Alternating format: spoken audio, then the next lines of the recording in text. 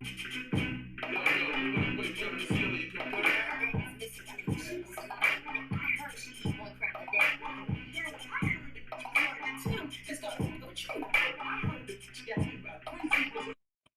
stand it. No way. When I look up in the pigs, I ain't gotta eat speed. I'm a bad bitch, never got plenty. Y'all people ain't got it like me. I ain't studying these crows.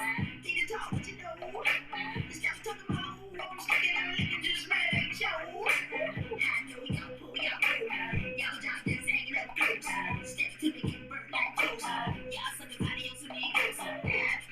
Pose, pose. I don't brag, I'm mostly post. From the VA to the LA coast.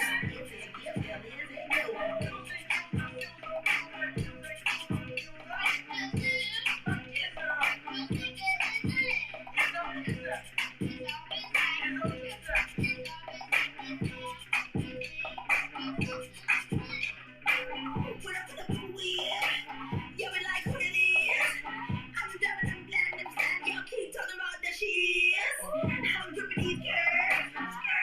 Did you heard? I'm another my feathers, my bird. I fly like a bird. Chicken heads on the ground. Who you trying to put down? Now you ain't getting loud. Better calm down before I smack you to the ground. I need the drum, bass, high, nigga stand, straight, horn. Yes, I need the Tim, sound, right, left. Yes, it, look in.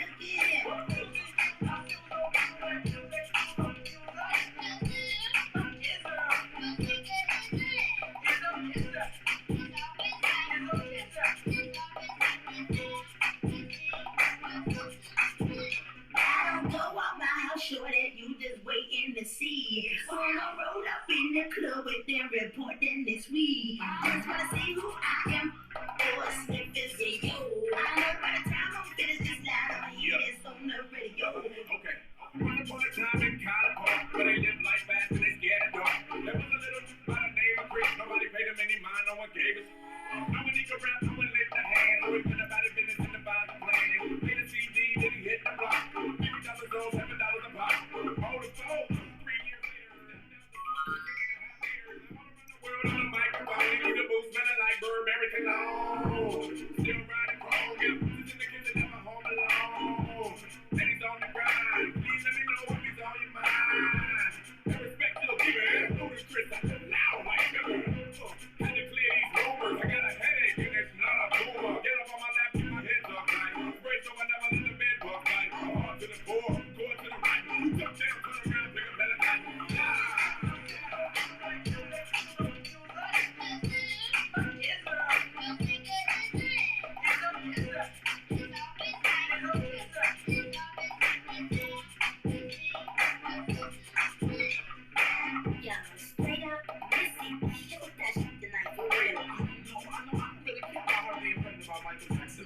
You know what we should do? We should go get her album when it come out. We should do this. Hi, Missy. Hi, Missy. What's up, fools? You think ain't no y'all boy with vanilla JJ fair when the bees ain't over here gossiping all week? Yo, how about you buck these fools for 20 cents so your lights won't get caught? Your slugging breast count stomachs. Yo, tell me, baby, get your shirts off too. You just mad as police ran out of plastic cross for the after party. Yo, by the way, you know,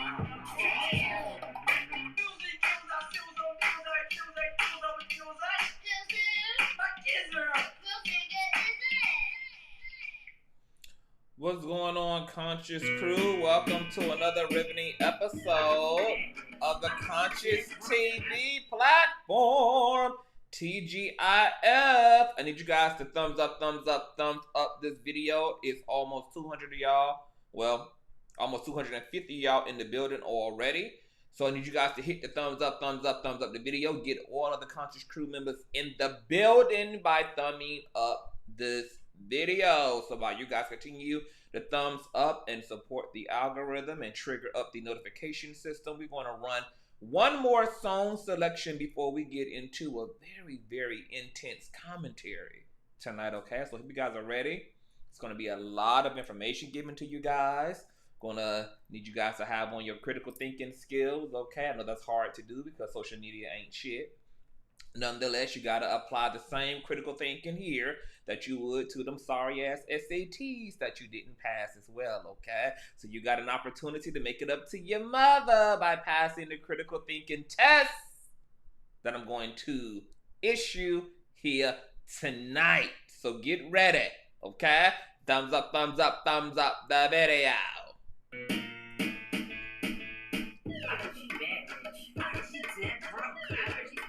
Shut up, bitch! Hey, yo, Kim the spit. Man, she don't want to shit. Nah, Biggie rolling shit. Shut up, bitch! I heard she going to jail. I heard she out on bail. She done fucked up now. Shut up, bitch! Why she get her nose fixed? Why she got bigger tits? I'm on my shit. Shut up, bitch! Everybody talking. All these haters honking. Paparazzi stalking, taking pictures while I'm walking. Damn, get a bitch breathe. Give me room, please. I'm in the paper every day if I miss a sneeze. Used to ride in the mentally bearing, and you can catch me in the ass along Mercedes McLaren. Riding with the doors up, haters pick your jaws up. I'm in the trunk, international, 30 flows up. You ain't paying my bills, so you ain't saying nothing. Ain't keeping it real, then you need to stop fronting. You say you got this, but we don't see nothing. And people, if you feel me, get this whole shit jumping. Used to talk about the way I wore my clothes, now every chick look like little Kim in their videos. Don't come around here with that Wendy Williams shit. Get your facts straight up. Shut up, bitch! Shut up, bitch! Hey, yo, Kim the spit. Man, she don't want to shit. Nah, Biggie rolling shit. Shut up, bitch! I heard she going to jail. I heard she out on bail. She done fucked up now. Shut up, bitch! Why she get her nose fixed? Why she got bigger tits? What time you on my shit? Shut up, bitch! I keep the people stern, cause the chicks stay a pern. Something made German engineering, or rack repair stern. Homes with French doors and heated marble floors, floors heated, cause mama back get hotter than before. Big bank, whole rank like a late Frank. Got guns, but you can't. I'm everything that you ain't. I'm the better down, the biggest bitch in the biz.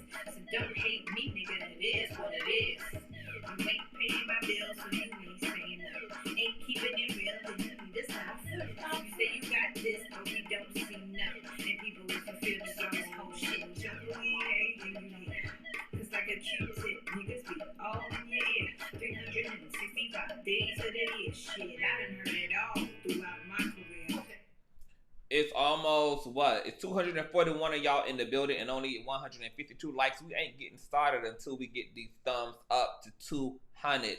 If you're in the building, hit the like button. I don't give a damn if you in the live stream, if you in the tree house, if you in the iCloud. Thumbs up, thumbs up, thumbs up, thumbs up the video, because I'm not about to bust my ass and work my ass off at the level I'm going to have to tonight without everybody in the building doing their job. Thumbs up the video. And I have a whole lot. I have a big ass playlist, honey. I got all the time tonight. We ain't got to get started no time soon, honey. I got time tonight, okay? Hit the thumbs up. I heard she mad.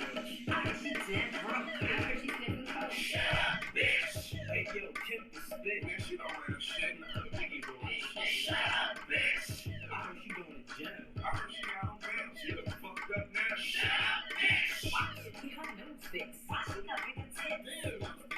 Shut up, bitch! Keep climbing up the ladder, y'all. Never stop my swagger. All this petty chitter chatter only make my pockets fatter. Some people jobs is to talk about little Kim. Let's face it, I'm waiting life for all of them. Tabloid magazines rate worse than best dressed. They got some nerve, and the ones who do the ratings look a mess. Star Jones don't like me. She cheap and I like the best. Damn, Must feel good to pay less. You ain't paying my bills, so you ain't saying nothing. Ain't keeping it real, cause you need to stop fronting. You say you got this, but we don't see nothing. The people with you feel me, get your no shit. It's to see another nigga eat. Quick to put another nigga's business in the street.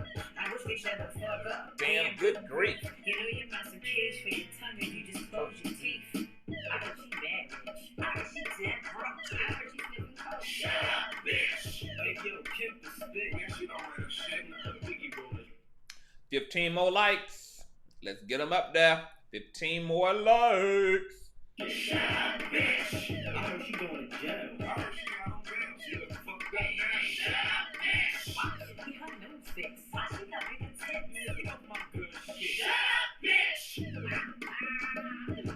know it's killing you, bitches. I know it's killing you.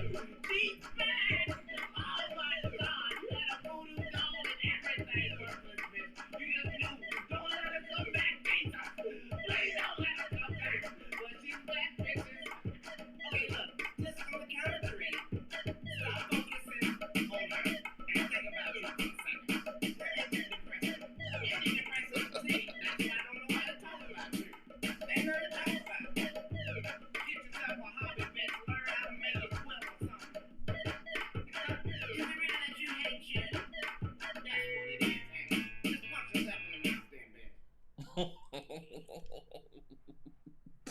Shout out to Cat Williams. What's going on, Conscious Crew?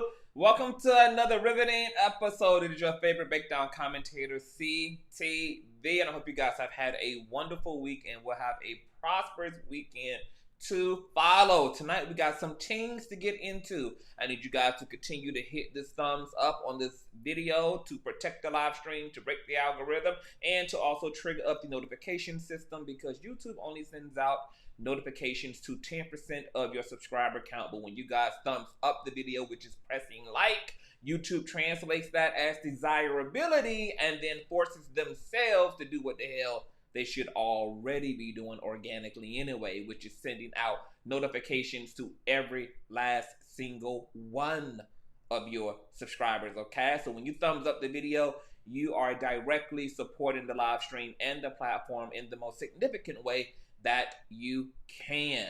Also, make sure that you subscribe here, because if I like it, you're going to love it. And welcome to all of the new subbies. Also, make sure that you have your notification bell set to all, because you never know what day or hour the king shall be kinging. And if you don't mind taking it one step further, please share the stream out. We have a polyamory and polygamous community over here, girl. We have done away with monogamy. There's enough CTV to go around. So I need you guys to share wherever it is you have digital community. I don't give a damn whether it's Facebook, the Bible book, Yo Book, MySpace, Pornhub, Plenty of Fish, baby, wherever you got a salacious, honey, send for profile that.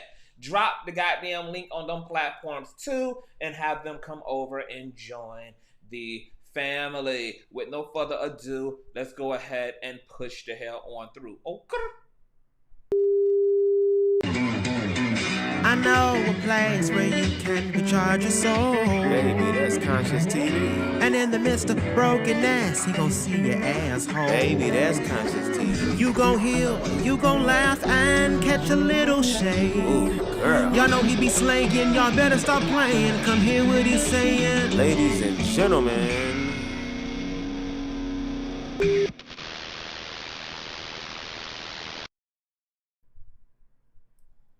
Let me shout out to the Conscious Crew member before we get started up in this bitch. What's going on, Jay Goody? Hey, my Usher Mary. What's going on, Ray? Hi, Ty. Hey, Heart Inspiration. Hey, boo. Okay, let me moderate. Let me give Heart Inspiration a whole nasty wrench back, girl. Y'all know she had to go over there, girl, and tend to her own sanctuary for a while, baby. I said, let me relieve baby mama, but let me give her whole wrench back. She got time for us tonight. Welcome back, Heart of Inspiration. Hey, boo. What's going on, Touch and Noah? Hey, Purple Lover. Hey, Kiwana. Hi. What's going on, Marge? Hey, Serenity. What's going on, Teresa? What's going on, Steph Toothfly? What's going on, Miss Barbara? Hey, J. Oh, babe, I can only imagine the thoughts that Queen Barbara must have about the shenanigans, girl. Y'all know that, Flopsha K is Queen Barbara's favorite person, child. Y'all know she love her some Unhinged with Budweiser K, girl. What's going on, Expensive Kitty? What's going on, Rare? Hey, Deborah. What's going on, Jackie? And it ain't chain, bitch. What's going on, Plain Jane? Hey, Crystal. Hey, Queen of Destiny. Hi. What's going on? Hey, Ari. What's going on, Corinthia? Hey, boo. And sending light and love to you for you to come up out your depression. I know that times are very interesting, honey, but hold on, okay? For weeping may ensue for a night, but joy certainly cometh in the morning, honey. Eventually, you will reach the light of happiness again. You just stay with us and you hold on, honey. Okay, that's all Jesus needs you to do. That's all the black Jesus needs you to do, baby. It's just hold on, okay, and endure, honey. The end will be glorious, child. Okay. What's going on, Rumors in Tea? Hey, babes. What's going on, Ray? What's going on, Jimmy Jordan? What's going on, Queen of Destiny? H Farmer. Hey, everybody. I ain't gonna be able to get to everybody, but hi. So, I had a lot to do before I got here. I had an assembly of attorneys I had to deal with, honey, prior to this live stream, girl. Shout out to Larry D. Reid, okay? Shout out to the Shout out to the attorneys, honey. Oh, because they be attorneying all times, okay? I don't know what type of mood I'm in tonight, you guys. I'm kind of in my Candace Owens bag. I feel like being on my professional, slightly shady stuff. But I also got like total 305 city girl ratchetness in me. I don't know which energy is going to assume tonight, okay? Which energy is going to personify itself tonight. But we'll see. We have quite a bit of things to travel through, okay? I'm going to show you guys a lot tonight. There's going to be a lot of information. I don't want you guys to bother asking questions during the live stream because I'm not going to really be paying a lot of attention to the live chat until the end. So if you're asking questions throughout the commentary, just save your questions, jot down your questions. Maybe I'll drop the link, or I'm just going to do a Q&A from the comment section, and you guys can give your questions to me now. But you will be wasting your time asking me any questions as I'm going through this commentary. I'm just going to kind of lay the groundwork here. So just hold your horses. If you do have any questions, and save them till the end, and I will make sure that I open up for a Q&A session, okay? Also, let me shout out my contributors, girl. Y'all already throwing coins on a bitch. How doing, honey? Girl, well, you know what? Apparently, I'm Larry's trick. So, I'm not sure if I need, you guys to be throwing coin on me. But shout out to Baby Mother FB, and shout out to Tanika for your seed. Thank you so much, and bless you guys, okay? You guys know that all donation information is also in the description box below. If you guys are feeling led, okay, to let a king know that it's real out here in these streets. So with no further ado, let's go ahead and get into tonight's commentary, girl. There's a lot going on, girl. And there's going to be a lot more going on after we're done here. I can guarantee you that, okay? How doing? And once again, make sure that you guys thumbs up. Shout out to, it's almost 400 of y'all, girl, and it's only 221 likes. Do I need to run Nicki Minaj? Do I need to do Super Freaky Grandma to get these likes up? Because there's 350 y'all in the building, and there's only 223 likes. Hold on, let me find the remastered version, honey, because I don't know why y'all be playing on my top, as if y'all don't know what it gives when it's time to give, honey. How doing? How doing? I ain't want to do it, but honey, I don't know, why be in somebody's house, girl? You can't thumbs up the video. You here soaking up somebody's energy and time and space and commentary and research and wittiness, and then just can't hit the thumbs up on the video, honey. You use them same hands to jack that woman's husband's penis off with. You use them same fingers to masturbate with and to bring yourself to climax, and then want to get over here and act like you don't know how to use your fingers, honey. Do we need an old Nika? Cause girl, I done pulled up, honey. Okay, but I'm gonna let y'all be grown and get information on y'all own tonight without torturing y'all. I'm trying not to pull out the torture method, honey. Okay, so just go ahead and thumbs up, because, it's a free world, honey. It's a free mother-loving world, but I do have her on standby, honey. I have Super Freaky Grandma on standby. Yes, I do. Okay? I'm going to see how well y'all do without her tonight. So, as the saga continues with failing YouTuber Unhinged with Budweiser K attempting to get her lit back against media mogul Larry Reid Live for publicly correcting her months ago regarding misinformation she was spreading about a $25,000 tab that was actually paid in majority by Larry Reid and his supporters rather than solely by the hand of Tasha and Larry Reid's shared attorney Olga at the time. As a result of this public embarrassment, Unhinged began plotting against Larry Reid Live the very next morning after the initial confrontation by trying to weaponize irrelevant YouTube uploaders with lies about Larry's sexuality, even trying to cite Larry and I as romantic lovers and him being my sugar daddy. After she was exposed by that very YouTube uploader who spilled the beans to Larry on a three-way call, Unhinged had called him via IG, okay, and wanted him to push those narratives, but to keep her name out of it.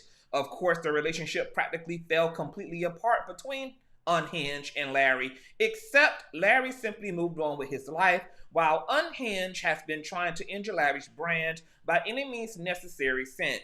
Her most recent attempt to stay relevant and to garner a reasonable sized Google AdSense check to ensure that her payments to hip-hop alumni Cardi B can continue to process through promptly as a result of a successful defamation lawsuit against the lying, slanderous, veneer-mouthed YouTuber involves her trying to weaponize allegations from an old church member of Larry's who has refused to see Larry in court, ducked and dodged the lawsuit from Larry, will not pursue any civil or criminal cases against Larry, but yet wants to bounce around the internet and only state these allegations to incompetent wannabe social media influencers who despise Larry Reid the very same.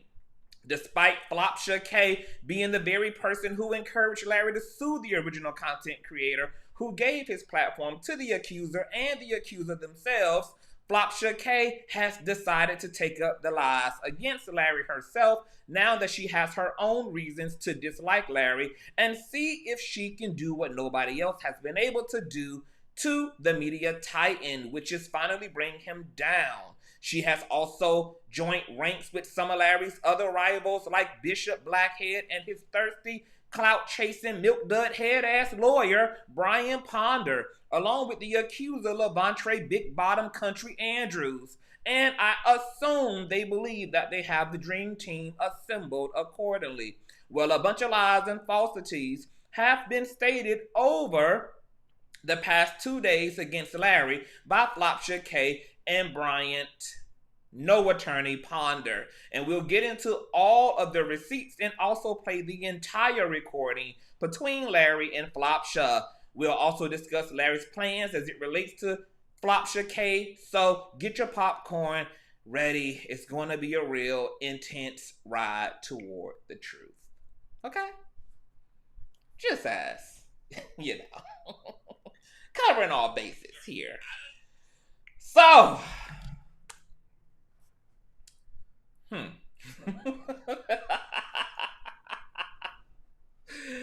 there's a lot going on, you guys, okay? So you guys know Tasha K been on her literal bald-headed hoe-ish since the initial confrontation between him and her a few months ago on her big forehead-ass employees platform that she now has strapped the live stream from, okay? Because it's far too incriminating, okay, to see Unhinged crying and begging for Larry's apology and, you know, keeping her flat-ass titties inside of a dilapidated, musky-ass robe as she deals with the humility of being brought down to size by his mentee and then also being embarrassed because in an attempt to correct Tasha, Larry had to also let it be known that her own lawyer threw her own under the bus by telling him to also lie to her about the $25K debacle, okay? So, you gotta understand what that does to a narcissist's ego, okay? When they've been publicly shamed, even if it wasn't your intention to shame them, even if it wasn't your intention to embarrass them, but bruising the ego of a narcissist only manifests as narcissistic rage, okay? And could you imagine how embarrassed someone had to be for being loud and wrong in front of thousands of people? Loud and wrong, okay? And then to have jumped out of the window for a nigga that you are narrating as your homeboy at that. And then to sit up on a live stream with his mentee who you begged to hit the StreamYard link to. Come to find out, your lawyer don't even mess with you the way that you mess with her. Okay? Because she's pulling a Flopsha K on a Flopsha K. After you sit in front of Larry's mentee for 30 minutes and sound off about how competent she is as a lawyer and how much turkey and white rice and chocolate milk y'all drink together and how y'all check each other's titties for cancer lumps and shit. And come to find out, she been lying to your ass too and don't even trust you. I mean, it was the firsthand embarrassment of it all. Okay? But you guys have already been through that, and we've already commentated about that, so there's no need to circle back around and get into all of those details. You can just go back into the archive and pull up where the drama all started. Since the drama started, where we are currently is Flopsha K is taking to her Bigo app, okay? She's over there chasing Tyrannosaurus Rex and having these people throw Chinese food and shit up on the screen, girl, okay? Anybody who's on Bingo, well, not to say anybody, okay? Bingo is appropriate for up-and-coming people. But for people who have essentially already made it, going to Bigo is a lot like going to Love and Hip Hop. It's a last-ditch effort to stay relevant. So what her being on Bigo tells us is that Miss Flopsha K got delinquent bills, baby. Mama's got monies to pay, baby. Okay, she got to pussy pop and do what she got to do. Not to mention that Flopsha K channel is also failing, okay? Matter of fact, speaking of failing, let's move over to the left and go revisit, okay, Flopsha K's channel real quick and get into some things, honey. Oh, there it is. Let me shrink myself. Hold on. And thumbs up this video as you guys are in here being nosy as hell, honey, okay?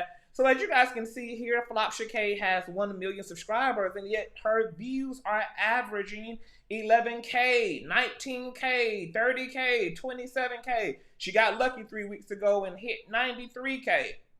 Still a flop for someone who has 1 million subscribers, okay? 14K, 8K girl, 26K girl, 22K, 32K. Oh my God. So this woman is practically averaging out in views the way that anybody with 20,000 subscribers are averaging. She's averaging at the same rate that somebody with 60,000 subscribers is, someone with 80,000 subscribers is, someone with 100,000 subscribers is, baby. Larry's views are doing better than Flopsha K's, girl, okay? So she's a failing YouTuber turned failing Bigo artist, and now she's also trying to conjure up a real hot story to get people to pay for this tired ass sugarless tea that she's selling over on this app, okay? An app that's also failing as well because people are in an inflation. It is the holidays, and people would rather buy turkey than to watch Flopsha K interview tired-ass OnlyFans models and ex-reality stars, okay? Can you do any better, mama? Can you do any better? Okay? So as a last-ditch effort to save her finances, girl, and to maintain any sense of relevancy, she's had to double back around for Larry Reid, who hasn't been bothered with her since he cut her ass off. Okay? So it's the desperation for me. But you're going to hear the desperation for yourself in this audio that I have here between Flopsha K and the media mogul, okay? She played part of it for good reason on Bigo. Of course, the liar never plays anything in its entirety because that's too much like right and would expose the BS for all that it actually is, okay? And I'm so glad that she actually had this conversation. She was stupid enough to have this conversation, and I'm so happy about all the things that she has stated about these allegations and the doctor over on Bigo and her app, because recently her and Bishop Big Lips attorney Bryant Big Dudhead Ponder pretty much admitted to malicious intent in the perpetuation of these allegations. So they gave Larry Reid everything he needs to do, everything that he needs to do, what he will be doing in the very soon future. So first thing first, let's listen to this audio, because Unhinged stated that Larry, okay, submitted a motion or a notice for dismissal regarding his lawsuit against Lavontraye Andrews, who is accusing Larry of fondling him at the age of 14 and 15, which is very weird because Larry did not know Lavontraye personally, did not have any relationship to him or his family when he was 14 or 15. Also, he alleges he was 14 and 15 when he was fondled, and then later as a grown man went and filed a police report in 2016, 2018 after Larry had cut him off as a friend. And the date for the police report citing when the alleged abuse happened is also out of sync with the dates he's given and all these interviews he's done. So he don't know whether he was 14, 15, 13, 1, 2, 3, 4, and 19, 27 when he was allegedly fondled. But considering what he said in all these interviews, but the date he posted on this half filled out police report that doesn't even have Larry's name on it, the property didn't even exist at the time that it's cited by him. Literally, I'm talking about property didn't exist. I'm talking like grass. There wasn't even a home on the property. Very bizarre happenings, okay? So Larry pursued litigation against Andrew finally and once and for all, okay? But what Mr. Andrews has done is submit a license claiming that he's actually a resident of Atlanta rather than North Carolina, where Larry initially filed the lawsuit at, okay? Now, there's a few things with the lawsuit. For one, Lavontraye, living in North Carolina, puts this lawsuit in federal court. Lavontraye attempting to make the courts believe that he's an Atlanta resident rather than a North Carolina one actually will put the lawsuit at a state level rather than a federal one, okay? Also, his mother received the summons by the process server who lives in North Carolina. She also told the process server that yes, her son does in fact live at the property, okay, with his mother. However, during the course of paperworking, Mr. Lavontraye submitted a redacted license that showed he lived in Atlanta, but it had his date of birth blotched out. It had the expiration to this alleged license blotched out as well. So for all we know, he submitted either a photoshopped license or a outdated one, because why would all that information be blotched out? Nonetheless, Larry cannot prove that Lavontraye doesn't live in Atlanta. So he had to submit a motion for dismissal, okay, without prejudice, which does allow Larry to refile. He would just have to refile in Atlanta, okay, and deal with Lavontraye on a state level if that's what he even decides to do. So the lawsuit technically is not over because Larry has the option to refile in the proper state, etc. Boom, pow, and then they can wrestle it out in court. But they had to do that because Lavontraye is trying to fight jurisdiction. That's the part that Flopshake and Milk Dud Head Ass Ponder is not telling you. They are trying to make it appear as though somehow Larry would be scared of litigation, which would defeat the purpose of him even filing the lawsuit and getting this man served to begin with. They are competent in reading, I'm going to assume, as everyone else here. But once again, when you're relying on someone, you have to create narratives, and you can't really stick to the black and white and the truth, because the truth is hardly as salacious and tantalizing as all of the lies are. Now, Tasha also alleged last night that Larry submitted his motion for dismissal against accuser Lavontraye Andrews after she had called him. So before we get to debunking that myth, I want you guys to take a listen to this phone call between Larry and Flopshake. It's about 12 minutes long. We're going to do an audio test to make sure that you guys can hear everything properly. Thumbs up this video as well. And let me cue up this audio. So what you guys are about to hear, once again, is the phone call between Flopshake and Larry D. Reid. Oh, let me see what these likes are. 300 likes, 500 y'all in the building. These likes should be well at 400 likes easy, honey. You getting all the tea. Piping hot, honey. You ain't had to do none of the lead work for it, okay? So thumbs up, honey. just out of a bitch's work ethic. Okay? Thumbs up the video. So let me go ahead and cue this up, and give me a 1 in the chat if you guys can hear this audio and hear it well.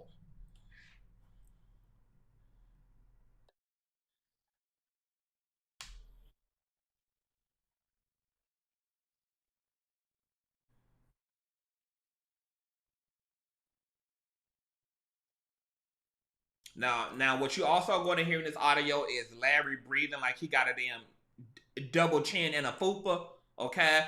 But he probably was power walking, okay, to keep the double chin and the fupa from forming, honey. But you are going to hear Larry's big ass nostrils, okay, breathing in all of God's glorious air and exhaling it out as well, okay? But if you guys can hear that and you heard it well, please give me a old nasty 1 in the chat. Okay, there's a 1, there's a 1, there's a 1. Everybody's Boost Mobile is boosting. Okay, I want to make sure. Teresa, why you gotta say no? Information man, why you gotta say no?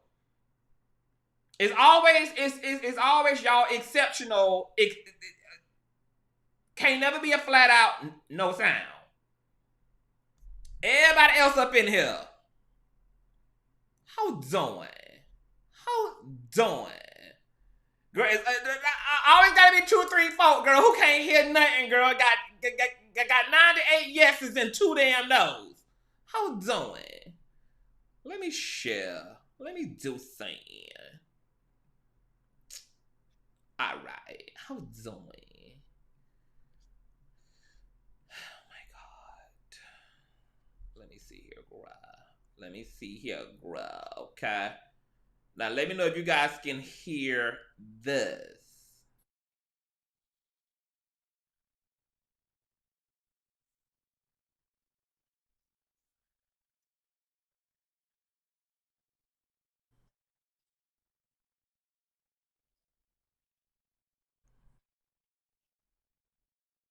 Now I know I got a delay on my end, but if you guys can hear Flopsha K and Larry's nostrils, give me a 1. If you guys can hear that, I'm gonna wait on y'all responses.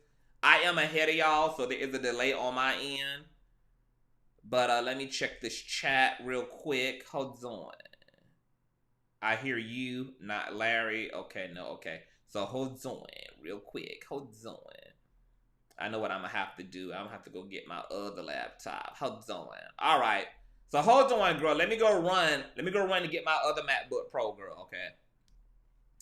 And while we doing that, I'm gonna give you guys over to an old nasty piece of hold on. Give y'all over to an old nasty piece of Marshall, honey. Let me go grab my laptop real quick. I'll be right back.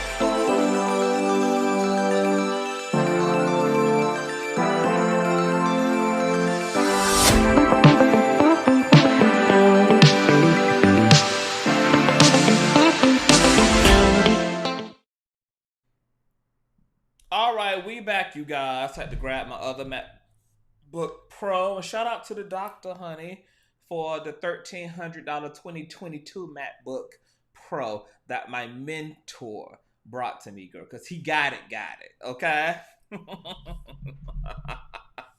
Now, I'm going to play this from my second MacBook.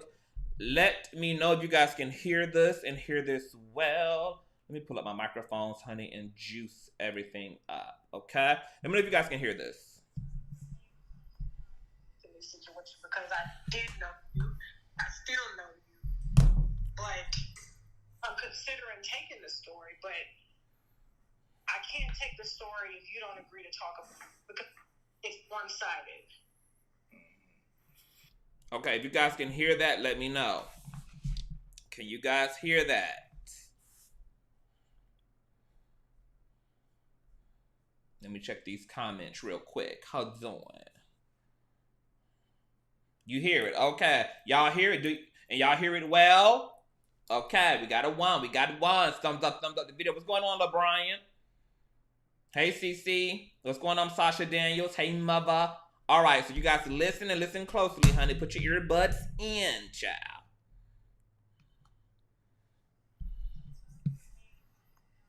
In this situation, because I did know you, I still know you, but I'm considering taking the story, but I can't take the story if you don't agree to talk about it because it's one-sided. What do you think about that? Well, the only accuser that was somebody that accused me of something that was a crime was the person that I've already filed a lawsuit. Oh my God! Turn the volume up, girl. Turn y'all's turn your nosy up. Turn your nosy up. Y'all the same people who be listening through brick and mortar at the damn neighbors fussing and going through domestic violence. The same folk who can hear gossip 2 miles away and then get on the internet talking about turn something up, baby. Don't act like them God-given sinful ears, honey. Don't work no other time, honey, when you got your head pressed to the vent, honey, trying to listen to what Jeffrey Dahmer doing with the boys he bringing home, honey.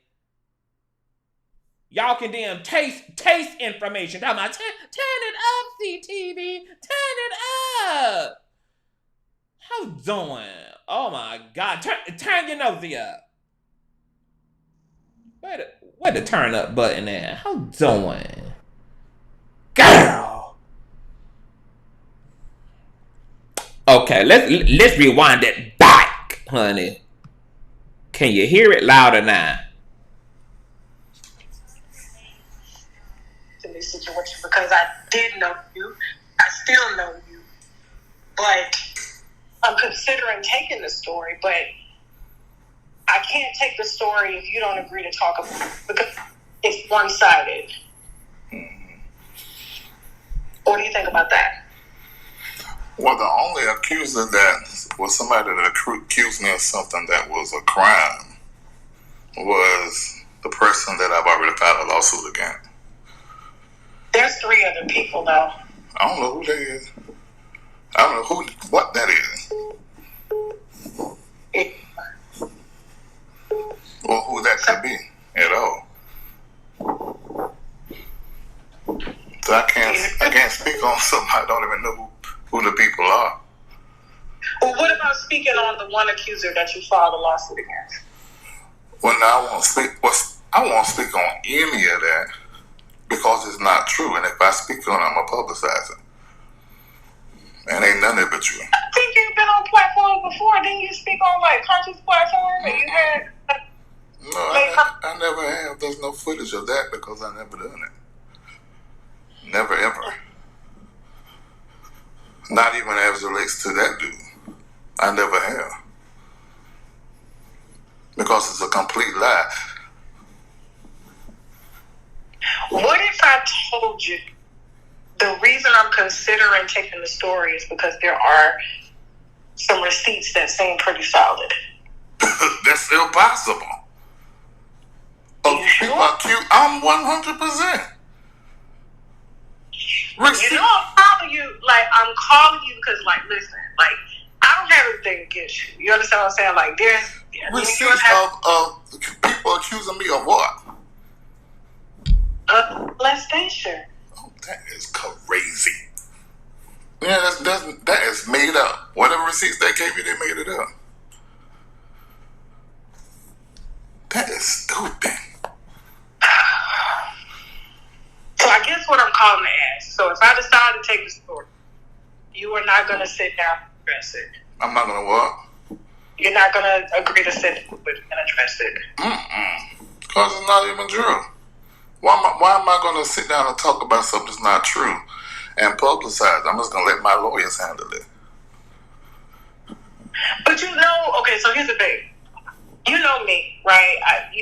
Molestation is, me and you have talked a lot about our past traumas and things we've gone through, right? Yeah. So if I'm caught with somebody who know you and have known you, and yeah, we've had our differences publicly, but it had nothing to do with this, right? And if I say to you, I have receipts that are vetted, you don't want the opportunity to speak on that if I decide to move forward with the story, is what you're saying. You just gonna let it? Yeah, because I know myself and I know my past. I know what I've done, my present. There is no receipt of me doing anything to anybody, especially underage. Okay. At all. It's something that somebody make up. And the only person who ever was close to me enough to make up a lie is the one that I'm suing. So anybody else is totally making something up. 100%. So you saying the receipts are made up is what you're saying. That is yours. And there's nothing that you put out there or you said or you wrote. You didn't do it. Now people have been taking what I say and splicing stuff on my platform because I'm very transparent. But that I have never ever, like that dude is saying to the courts, forcibly fondling and whatever else he did. Never ever happened. So any receipt that you'll be using will be a lie. Because it never happened. I'm 100% sure. I want you to think. My name, I'm Lavontraye. You know me as Lavontraye. Right? Mm-hmm. And what I have, I just want to be clear that you're saying that you didn't put this out there. Mm-mm. Well, that makes no sense. And it does make sense, but here's the thing. To you, it may not make sense. But I'm trying to tell you, if I'm calling you Larry, and I'm calling you as Tasha, I'm calling you somebody that's known you, that's been in your house, and I'm telling you, I ain't got nothing against you, Larry. But listen nothing to what. At all. I ain't but listen on to. you. But listen to what you're saying. Okay. You're telling me you have a receipt of something that I put out. I would know if I put out something of somebody saying that I molested them. Mm-hmm. How in the hell? And that's vague. What is it they're putting out? What are they saying? I mean, if you tell me what it is. You apologize to them for doing it. Oh my Jesus. No. And you wrote it. I know never. Never. If I were you, here's what I would say to you. I haven't decided whether or not I'm going to take the story or not. It's I'm not true. Let me tell you this. I'm coming to you as a person that is very neutral in this right now, because if I wasn't neutral, I could have just went ahead and been like, boom, there you go, right? But I'm not doing that. I'm giving you the opportunity. I'm telling you. See, if it were me, I would be like, I need to know what this is before I say with everything in that this does well, not. yeah, I want to know what it is because I'm interested in what they made up. It's not made up. But Tasha, how you know it's not made up? I mean, somebody I wrote it. Because of where it came from. What you mean? So you saying? What is it? Nothing out there of you apologize to a victim till you were blue in the face about what you did to them.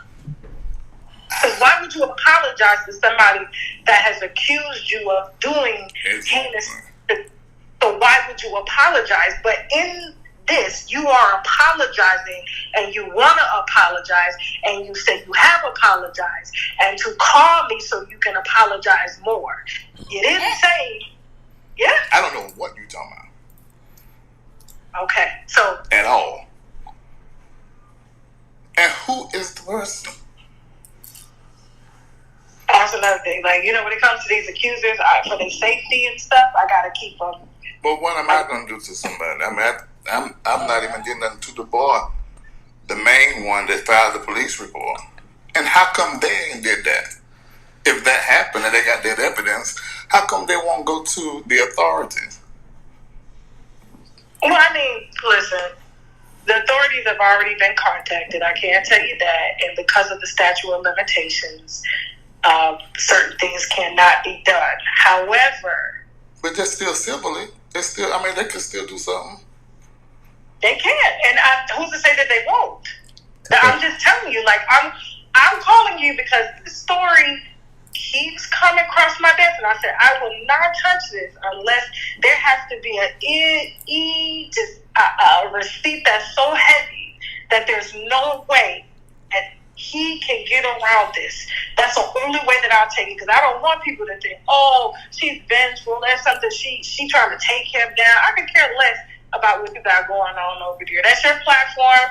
You don't have nothing I want, you know what I'm saying? Nothing I need, nothing like that. We had our differences over comments that were made, but that was it. That's as far as it goes. But when it comes to children and molestation, you know what has been done to me on my platform. You know what's been done to me, so why would I turn around and do that to a child? That don't make no sense. But that's why I'm calling. And what child has been around me as a grown man? There ain't no child been around me as no grown man. Okay, so I guess I'm taking this as your official decline. If I were to take the story, you are declining to sit down and address it. Not only that, am I declining to address, I'm telling you it's not the truth. And if you go forth with a story and I'm telling you it's not the truth, then you're going to be held accountable to that and that person. No, you see, no, not how it works. Okay, so it's no being held accountable. So, I'm in the media, and this is my job, okay? And so, you don't get to threaten me or tell me what's going to happen to me. I'm not threatening you. I'm just saying, okay. You know the law. I'm just saying too. I called you respectfully. Okay, nobody's going to be held accountable. But you're not telling me anything. I told you. There's a receipt out there of you apologizing.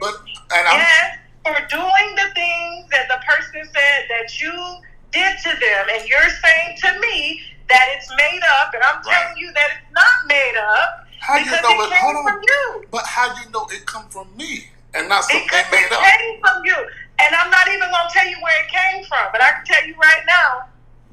It came from you.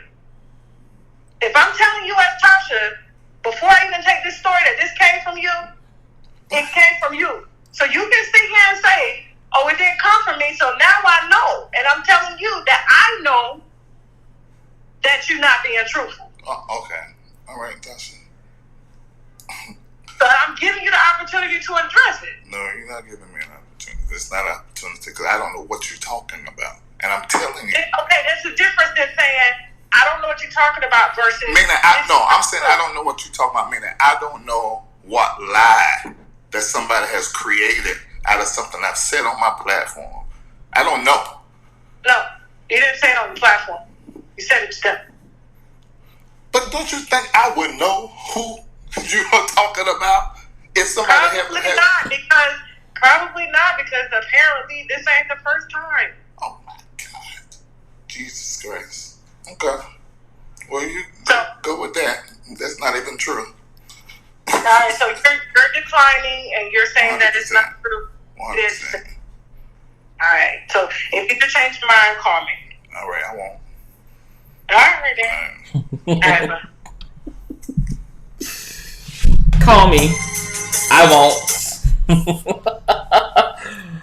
So, this is the phone call that Flopsha K. Oh, this mic probably is way too loud, honey. Let me turn her back down because God only knows what I sound like. Hold on, it's probably way too loud for you guys. Okay, input. All right, it probably sounds better.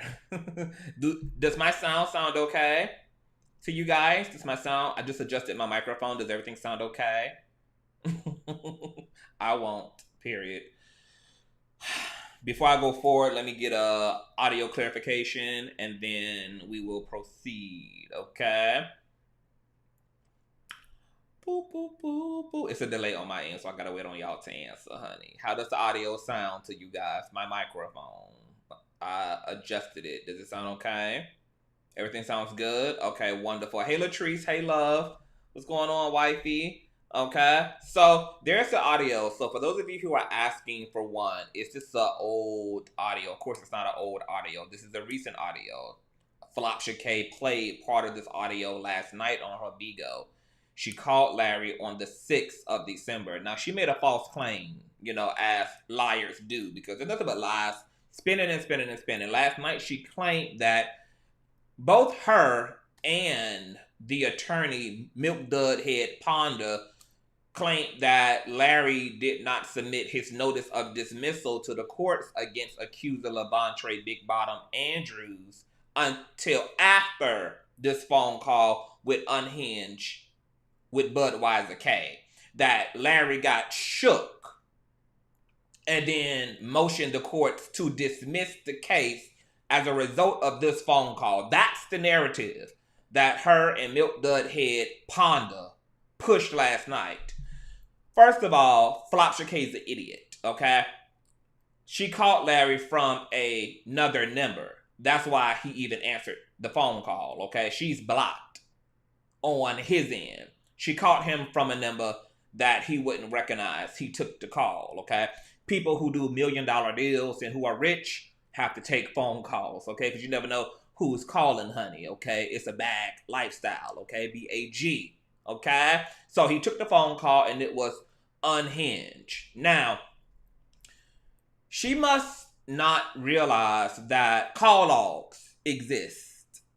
But then again, in court, Flopsha K admitted that she is comfortable lying for the hell of sensationalizing stories. She's okay with falsifying information. She's okay with spinning narratives, as she said in her transcripts during the litigation with Cardi B, who sued $4 million worth of baby hairs off her ass and her forehead, okay?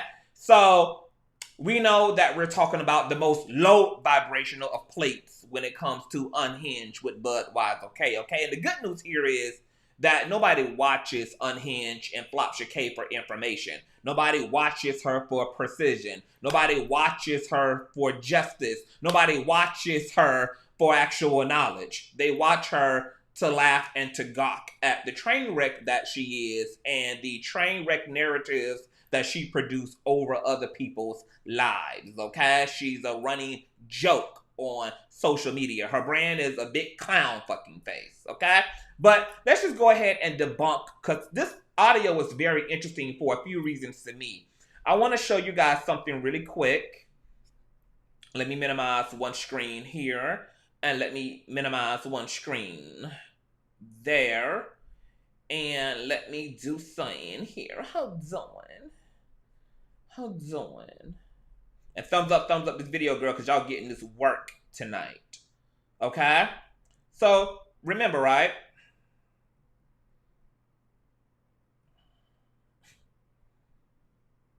Hold on. Let me pull it. Ponder. Okay, let me do something real quick. Make sure you guys can see this, okay? Alright, so here it is, honey, okay? This is the weird-ass phone number that she called Larry from, okay? Now, remember, the narrative last night she pushed, her and the lying-ass, no-good-ass, nip-dud-head attorney that she was on her app with claimed that Larry did not put the courts on notice to dismiss the case as a result of Lavontraye Andrews pussy popping jurisdictionally until this phone call with Unhinged, right? But what is this? What do you see here, class? This phone call was on December the 6th of 2022 at 11:12 p.m. Incoming calls 13 minutes. That's the 13-minute audio you guys just heard, right? December the 6th.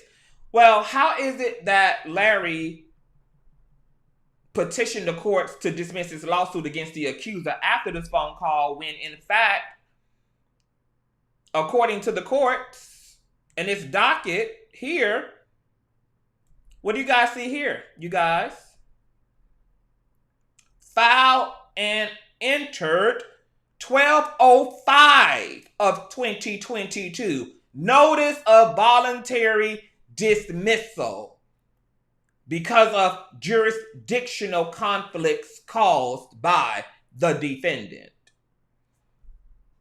We just trying to make it make sense, okay? How is it that Larry got shook and decided to dismiss the lawsuit according to this credible YouTuber and this credible attorney who spun the block last night, that Larry knew he got himself in over his head, got shook and scared as a result of Tasha letting him know that she had emphatic receipts on him, that she had spoken to the accuser, that she had absolute on Larry, when she called Larry the next day. The next day. December the 6th is not December the 5th. Matter of fact, called him right before December the 7th because this call was at 11 o'clock at night. If bald-headed whole shit was a person, you would see veneer mouth right there with a glorious selfie.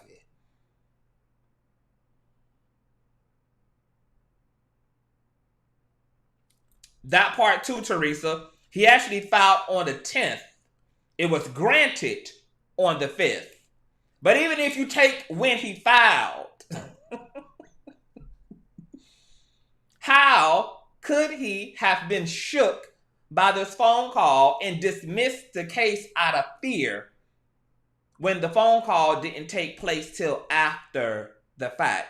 And this is what I don't understand of people who got the truth. If you have the truth, what is all of the lying about?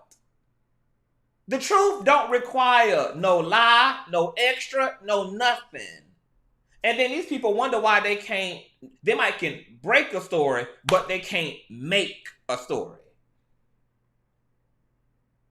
This is exactly why, as long as Flopsha K been on Charlamagne the Goddess asshole, even interviewing Jessica Reid, why she couldn't even do her story no damn justice. I told Flopsha K then that you destroyed your own credibility because you've been caught in 50 million living lies over the course of your career, including ones you told on Lovely T, now ones you telling on Larry Reid, and then the explicit ones that you told on Cardi B, fishing for a click and a view so you can keep Pangea Wash in business. And then you had women writing reviews for Pangea that not only were they not even receiving their product, but that they pussy was smelling real fishy as a result of using the wash.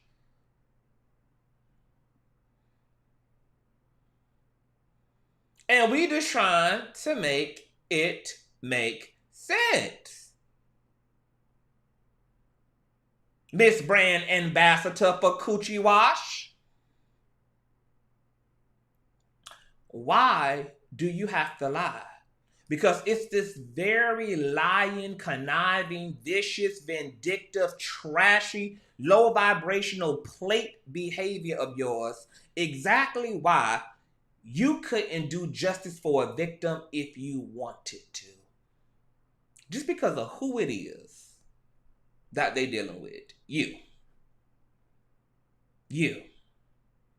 And I'm going to join Wiley and say that because of your lying ass spirit and your conniving ass way and your thirst, that I don't even believe you was actually abused.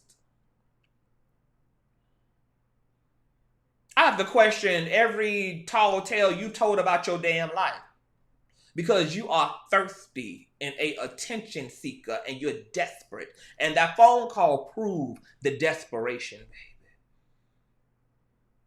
The fact that you tried to hang on to this man for 13 whole minutes to get him to come down to your dilapidated, asbestos wall-infested ass studio in the swamps of Florida to give you an exclusive as if, bitch, you could never.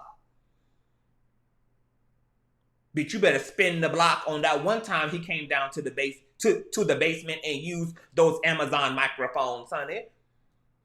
Because that was the last and final time that you would ever see the doctor. Okay, you better use what you already got to get what's left of all that you want, boo. Because that's it. Now, what I found interesting about this audio, okay, let's double back around, is she said something that I want to play again. I want to play again. Because I'm going to refresh y'all memories, honey, when it comes to Unhinged's pathology. Okay, it's about a minute in to the conversation. I want you guys to listen to something here. I'm going to play it again, okay? I ain't what you was talking about.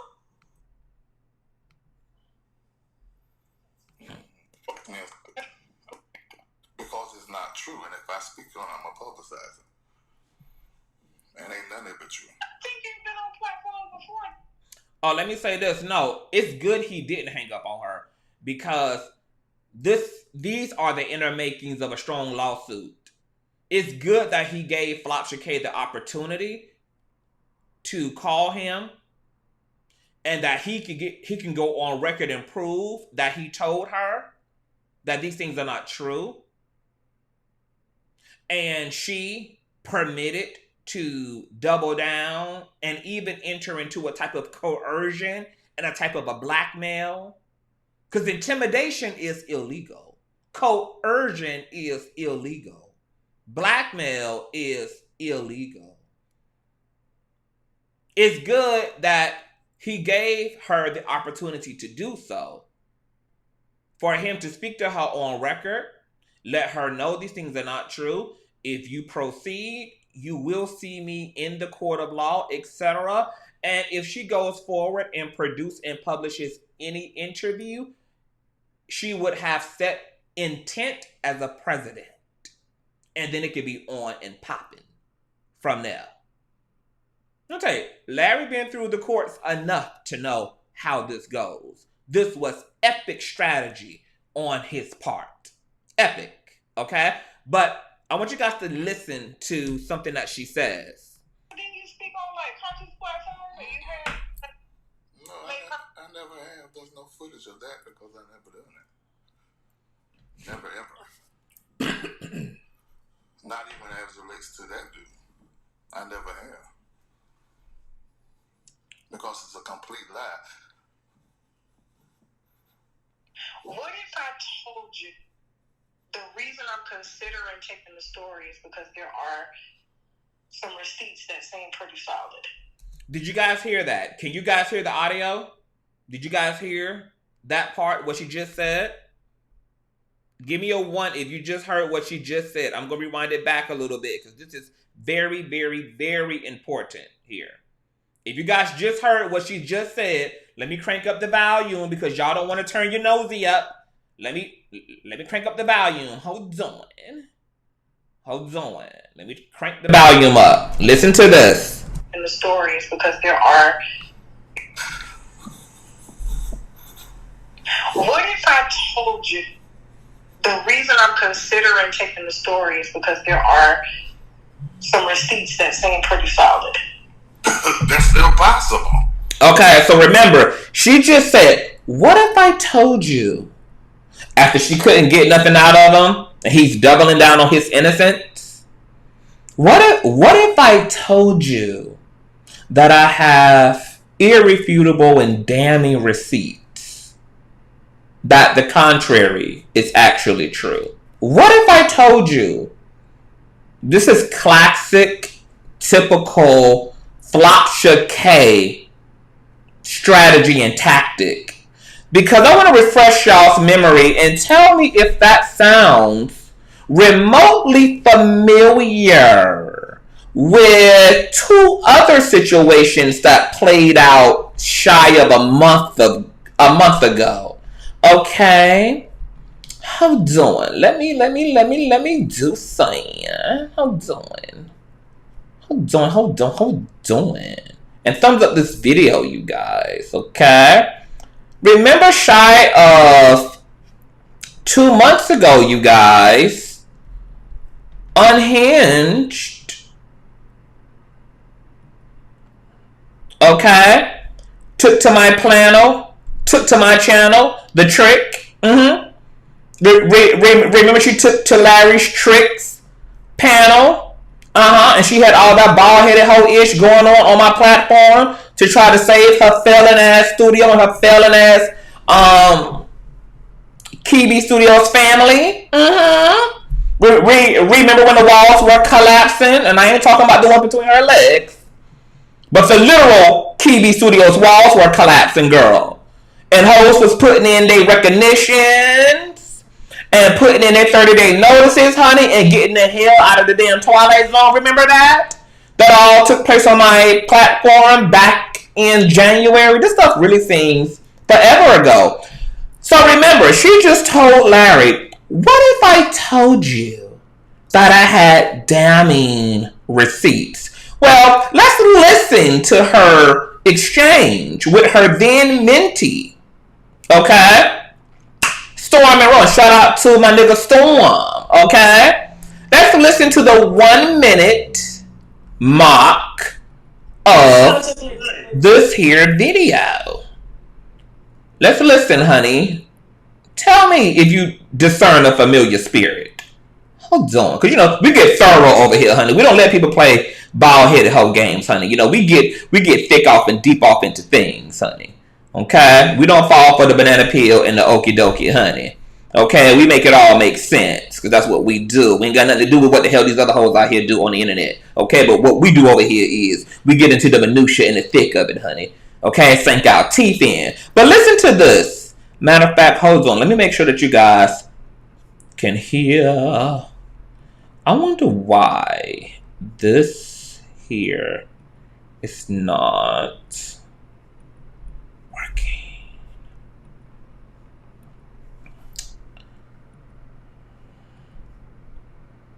Hold on. Let me see something, because this microphone, my internal microphone. Let me do something real quick, you guys. Thumbs up this video for me. Thank you. Okay. And shout out to my contributors, girl. I see y'all cash apping. I'm not going to, I will acknowledge everything towards the end of this commentary. Let me try to get a situation together real quick. Hold on. Input. Yes. Hold on. Output. Yes. Yes. Okay. That's the MacBook situation. I don't know if you guys are going to be able to hear this, but so let me play this real quick. Give me a 1 in the chat if you can hear this, okay?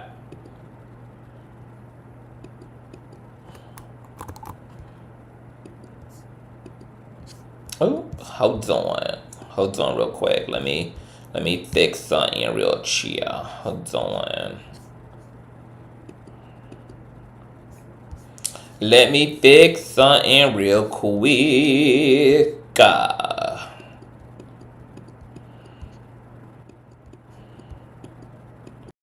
Hold on. Oh, there it go. Hold on. Let me see. I think I just got it, baby. Okay, I think I gotta go back up in the settings.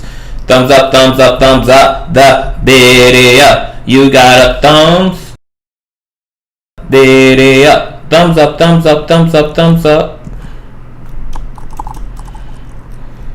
The video. Hold on, you guys. I'm trying to get this right for y'all, honey. Hold on. Where is the motherfucking side effects at? Okay. Volume. Okay. Why did Chelsea tell you? Okay. Good. Can you guys hear this? Give me a 1. Let me play this video. If you guys can hear Storm and Flopsha K, give me a 1 in the chat when I play this video. From you, because you're toxic. I never called you toxic. I called the both of them toxic. Today. Okay, can you guys hear that? Let me know you guys heard Storm and Flopsha K. Shout out to the 800 folk in the building. It's only 445 likes. Thumbs up. Get these motherfucking likes up. It's 800 y'all in the building. Easy 400. Okay? Matter of fact, let's get these likes up before we proceed, bitch, because I'm working way too hard, honey. I'm being technician, baby daddy, commentator, comedian, baby. Too much work going on, baby. We got a whole lot of thick receipts to get into. Okay? So thumbs up the video for the sake of the motherfucking work ethic around this bitch. Okay? Oh, where's Super Freaky Girl at? Hold on. Because, you know, I did plan on being here all night. I don't have no problem with it. Because I already know the tea. The tea ain't for me, baby. The tea is for all of my wonderful, beautiful viewers, girl. Okay, hold on. Okay, it's climbing, girl. Let's get 50. Yep. Let's get it on up there, girl. Hold on. Wait, Super Freaky at, honey. Hold on with the speakers. Hold on. We should be well into the 500 likes by now, baby. And we ain't hardly done, baby. Hold on, where's Super Freaky at? Recordings just... Hey, it's Dana from Stringer. I'm so excited to announce that local record... She's alright, but she's alright, baby.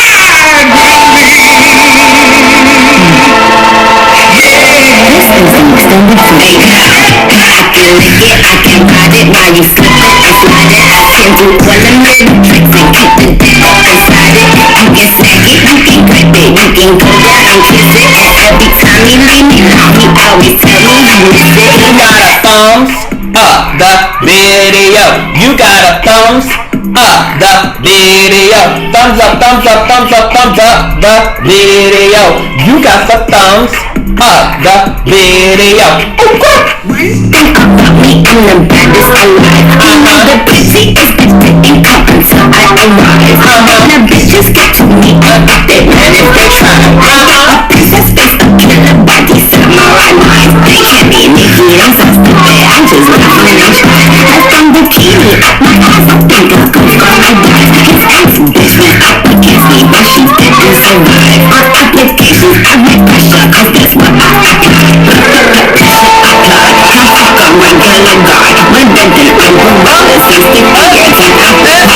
I can lick it, I can ride it. Now you slip it and slide it. I can do all the little tricks and keep the dick up inside it. You can snag it, you can grip it, you can go down and kiss it. Every time you leave me alone, he always tell me you miss it. You got a thumbs up the video. You got a thumbs up the video. Thumbs up the video. You got a thumbs up the video, honey. 500 is the motherfucking goal, honey. We 15 likes away, honey. And I got time tonight, all of it. Pussy leaving over next, that's karma. It's all you put up for a shit. Pussy mobile freak, bitch, yeah. And so years I broke me when I pass. I see this pussy, you a binder. Can't be broken, be mine. So it's called here, cold in the bed, bitch, scream for us. And never beat the pussy, judge on me. I'm trying to get from young, yeah. You love me, and I'm the princess of this shit. And a motherfucking gang member.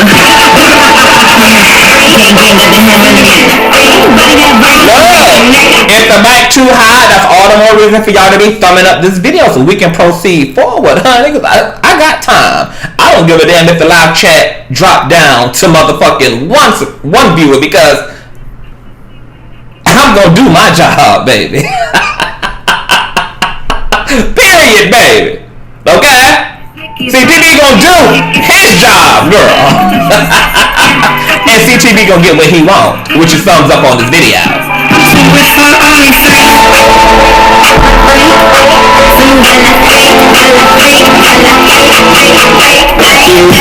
can ride it, now you slip it and slide it. I can do all the little tricks and keep the dick up inside it. You can snag it, you can grip it, you can go down and kiss it. Alright, y'all done hit that thumbs up, girl. Why I gotta do all that? Y'all sitting up in somebody else's kingdom, watching them put in this work, and you got your tired ass up in the live stream, just doing the easy work, girl. And somebody got to do all that to get thumbs up on a video. That don't make no sense.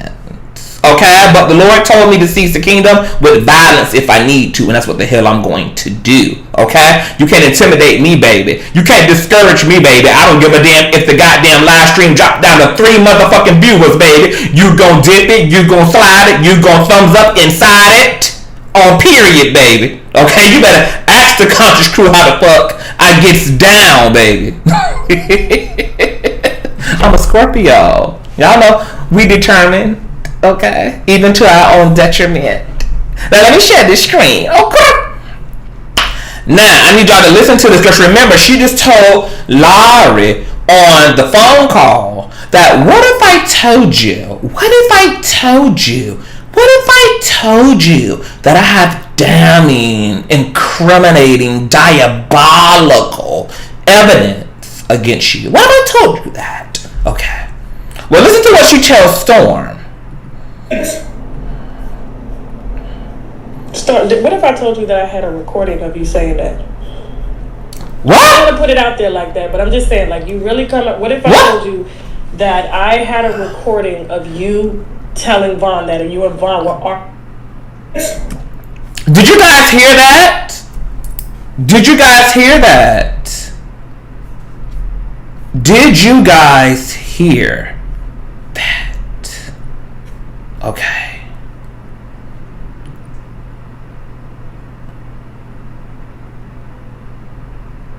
It's distorted. Okay, hold on. Let me adjust my microphone. Hold on. Okay. Let me play it again, girl. Tell me how it sounds. What if I told you that I had a recording of you saying that? I don't want to put it out there like that, but I'm just saying, like, you really come up. What if I told you that I had a recording of you, Chelsea, with his dick out? I'm trying to understand. You told me this. Together. You told me this all in that conversation, and you said I would hate for your subscribers, who are women, to think that you co-sign that kind of behavior. I said that, Storm. You said that. I swear to God. You swear to God, Storm. You swear to God. I swear to God. So why is that story on the internet and Chelsea's not here? I don't know. You know that's kind of fucked up. Like why is you don't remember, but you just remember that story. What if I told you that I had a recording of you saying that? I don't want to put it out there like that, but I'm just saying, like, you really come up. What if I told you that I had a recording of you telling Vaughn that, and you and Vaughn were arguing about the statement? What if I told you that I had a recording of you saying that? I don't want to put it out there like that, but I'm just saying, like, you really come up. What if I told you that? Did you guys hear? Did you guys just?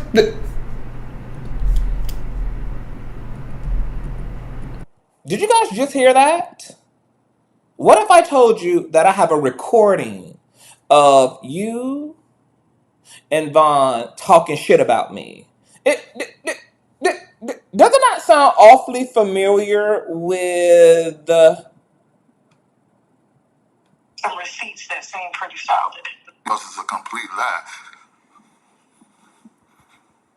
What if I told you the reason I'm considering taking the story is because there are some receipts that seem pretty solid?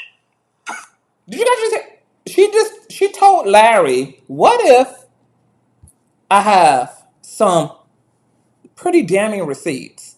Then she told Storm, what if I have some pretty damning receipts? Now, mind you, the buck don't end there. In this same confrontation between her and Storm, she got into it with Von Ray. And I want you guys to listen to what she said to Von Ray as well. Okay? What's the minute mark? 1:45? Hold on. Let me cue this up for you guys. Let me cue this up for you guys, honey. Hold on. Let baby daddy get it together for y'all, honey. 145. Okay, listen to this, girl. Let me share my old nasty piece of screen, honey. I'm gonna have to mute myself real quick again. Let me mute myself. Questions. You have an opportunity right here to clear. I said no. Clear. You're not about manipulation. It is. You have an opportunity. You have an opportunity to play the recording. Play the recording. It can kill everything. Play the recording. Hey, yes. DM me your email, and I'm gonna email you all 6 recordings that Chelsea. She said she had a recording. It's Consciouztv@gmail.com. Okay, it's my channel name at Gmail. Right now, Chelsea's using these recordings for her TPO against Vaughn. So I'll go ahead and email you the recordings that she's using on the TPO, and to let Vaughn's probation officer know everything that's been going on. So I mean, I hate to do. Did you guys hear that? Did you guys hear what she also said to Von Ray? When he jumped on the live stream. Oh, wait a minute. Did you guys hear that? Did you guys hear also what she said to Von Riggedy Ray? When he jumped up on the same live stream to confront her about these alleged recordings that she told Storm she had. And then he came up and said, what recordings? And then she had the same conversation with him. You don't remember this conversation, Von Ray? But what if I told you I had a recording? Okay, I'm going to send the recordings to CTV. She did, in fact, have Forehead send recordings to CTV. But guess what ironically was not in any of the recordings? Any confession by Vaughn or any confession by Storm. After she had promised her audience, Storm's audience, my audience, that she was going to vindicate herself by sending over these audios to CTV. And in none of the audios that she sent was Storm recorded talking shit about Tasha, nor in any of the recordings was Vaughn caught alleging that Storm was doing drugs. But this is what you call intimidation tactics. Okay? She knows what she does have is something she's going to have to spin. But she don't want the trouble of having to spin it. What she wants is to take something that she know is vague, because Larry has had to apologize to these guys. He apologized for any perception they had of him being too hard on them. Okay, even though they all were doing things in the church that definitely were worth them being kicked off the property and out of the congregation. He's been kind enough to apologize for anything that they feel he did to them. Because Larry admits he was hard at that time. And he was slightly homophobic at that time. Including the accuser, there were people those boys were trying to figure out their sexuality. And Larry was rather hard on them. Trying to get the sissy up out of them. But he also knew that they looked at him as a father figure. So she knows whatever she has is not enough in and of itself. So the game plan was, let me call Larry.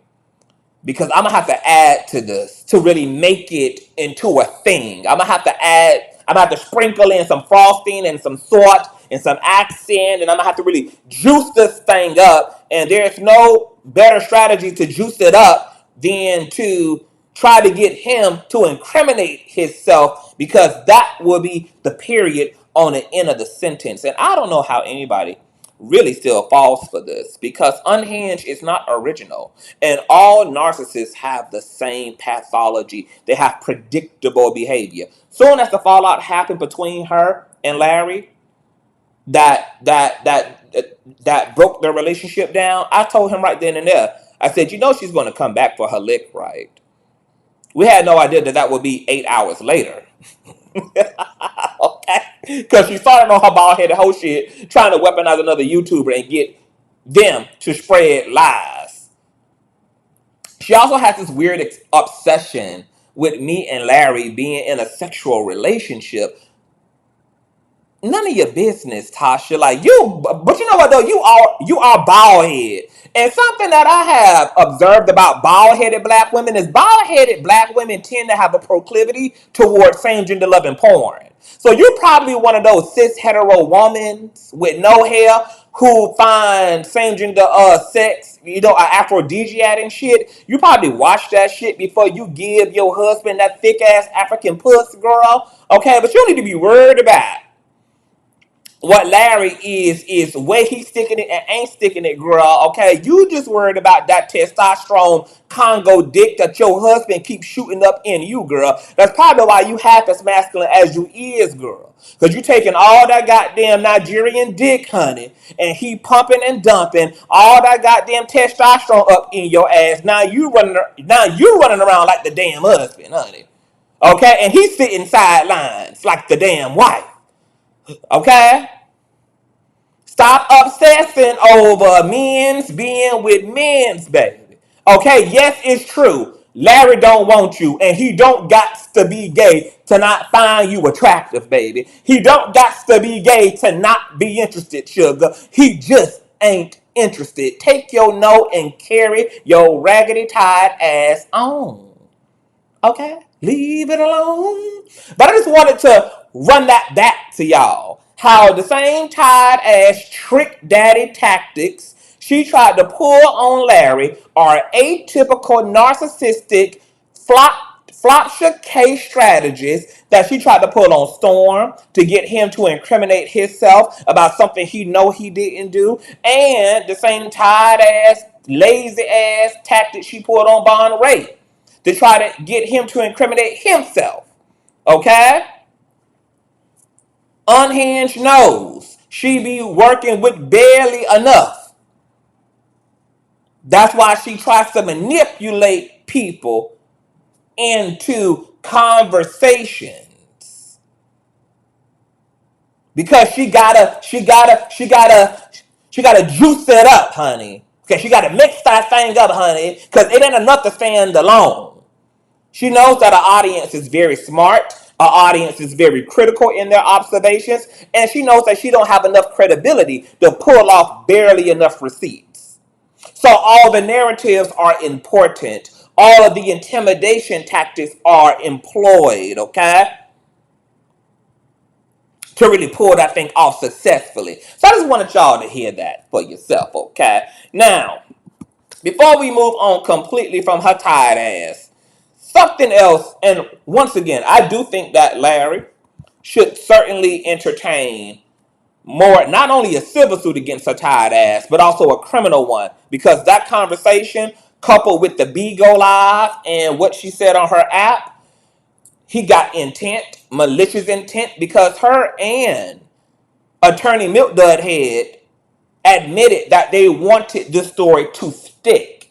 Despite Larry declaring his innocence, despite them being receiptless, despite the alleged accuser not even wanting to take up litigation his damn self, which is not a question that's being asked, baby. Why you run into every other court except the one that could actually put your alleged abuser behind bars, or to at least authorize a payout from your alleged abuser, since this is your truth?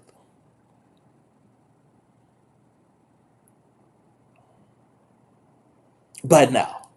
Okay? So she already gave Larry all that he needs, from this phone call to that Bigo Live to that goddamn app situation, honey. Now all she got to do is go ahead and publish the goddamn interview, and then it's a done and away. But that conversation, coupled with the Bigo and coupled with the motherfucking app conversation and collaboration with Milk Dud Head, establishes intent.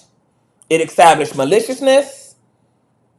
It is in the realm of intimidation and coercion, as you see her begging Larry on this phone call, desperate for a click and a view, baby.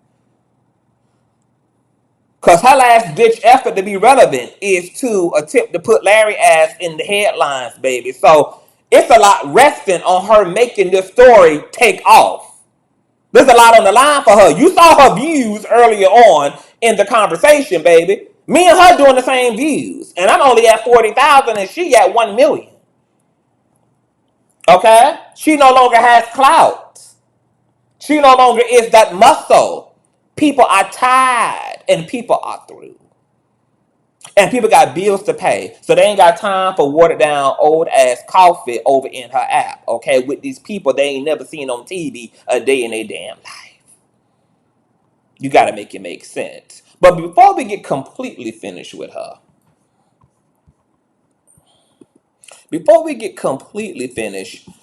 she also keeps alluding to Larry having HIV. She keeps saying that he has muscle spasms, and one of the fundamental symptoms of HIV are muscle spasms. This is what happens when you get your degree in pussy popping rather than one that's in the health care field. Because muscle spasms are the result of head injuries, brain injuries, nerve damage to the spine. There's like a plethora of illnesses, diseases, or circumstances that produce muscle spasms, including people who've worked in steel-toed boots their whole life, people who have stood up on their feet their whole life as teachers, as welders, etc. And yet she keeps alluding to this HIV thing. Well, what's funny about that HIV thing is Larry has produced 3 different HIV results since 2014 regarding his HIV status. One from 2014, one from 2020, and one from 2022. And all these bald-head whores refuse to deal with the facts of their life. So once again, let's just peel through these HIV results. Okay? How doing? Because I want you guys to see here. I told you guys it was going to be receipt day, honey. I told you all. I told you all. Okay, so let's take a look here. Let me share my screen real quick with you all. There we go. Okay, you see here? This is Larry's HIV test from 2014. You guys see here up in the top left corner, Larry Reid, October 15th of 2014. Now, ironically, let me tell you how insane this is. There are 3 idiots who came forward to accuse Larry of 3 different crimes. One is Lavontraye Andrews, who accuses Larry of fondling him when he was a teenage boy, even though he don't know the age that he was fondled, and nor did the property that he put on a police report where he allegedly was fondled even existed at the time. Okay? Property didn't even exist at all. Larry didn't own it. Larry also didn't know Lavontraye at 15 and 16. At 15 and 14 and 15. And this man has never wanted to see Larry in litigation and went on to praise this man as a grown man for being his spiritual leader and his mentor and one of the best human beings he's ever met in his life. You got to get into the first live stream I did reporting on the lawsuit, okay, to get into all those receipts, because that's a very receipt-filled live stream. I'll post it in the description box as well when we're done here. But there was another accuser who came forward and alleged that him and Larry was in a same-gender loving relationship when he was around 19, 20, 21 years of age, and that he contracted HIV from Larry in 2014. Okay? Not only has Larry and this man never actually had sex and had any romantic dealings, but Larry also doesn't have HIV. So here is that test that he got at that time when this person accused him of giving him HIV. Okay? He got this test result for this particular rumor itself. What you see here from 2014. Non-reactive, okay? That would be a negative for HIV, okay? See here? You see HIV here? Let me scroll, and I know some of y'all, get into the, have the bifocals going on, bruh. Non-reactive, 2014. Okay? Larry also produced another HIV test in 2022. That would be this year. You see here, instant HIV test 2021. See here at the bottom? HIV negative. You see that big ass negative, honey? Okay, you see the date on that? September 21 of 2022. You see those lab results? 2014, negative. 2022, negative. But he also produced a fucking HIV test from 2020. Because Larry also does a lot of health and wellness stuff in his Patreon. They fast over in Patreon.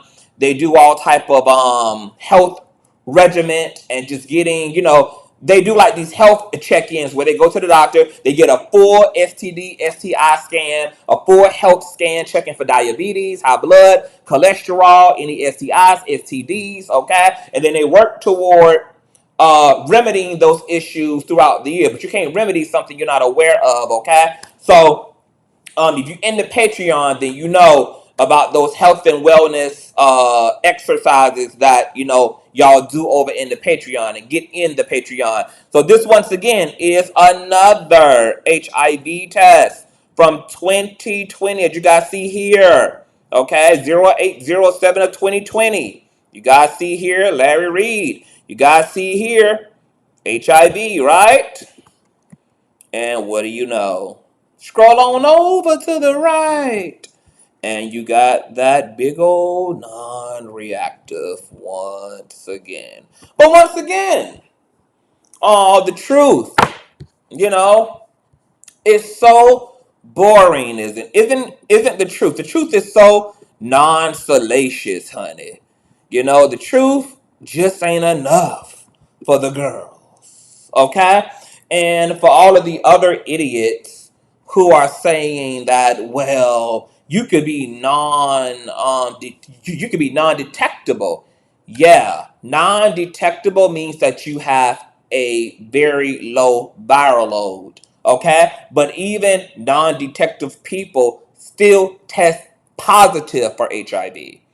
All being non-detectable means is that your viral load is low enough so that you have a very low possibility of transferring the HIV to your partner, whether y'all are using protected or unprotected sex. But people who've reached undetectable still are HIV positive and still test positive, okay? There's no motherfucking medicine that makes you HIV negative. You're only HIV negative if you're HIV negative, and you're only HIV positive if you're HIV positive. Now, the problem with these niggas running to Larry's enemies to tell their stories to is that one of the benefits of running to your running to your foe's enemy is that you know that they are not going to ask you any critical questions. You know that they're not going to make you do the lead work.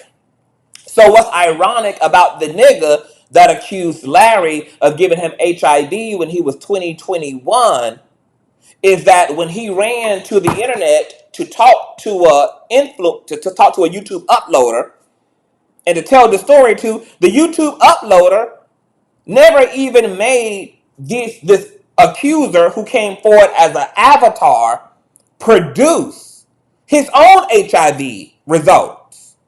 So how you gonna let another nigga accuse another nigga of HIV, but you don't even allow or make or force the nigga accusing another nigga produce his results to at least prove that he in fact is HIV positive? How you just allow avatars to just come up and say whatever the hell they want to say about somebody, and you don't vet the people, you don't make them legitimize or substantiate any of their allegations, but that's the courtesy of running to the open enemy of a person you don't like.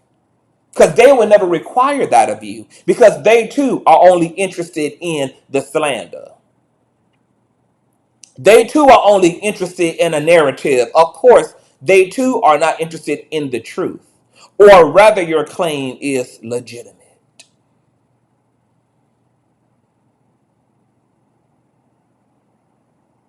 Okay?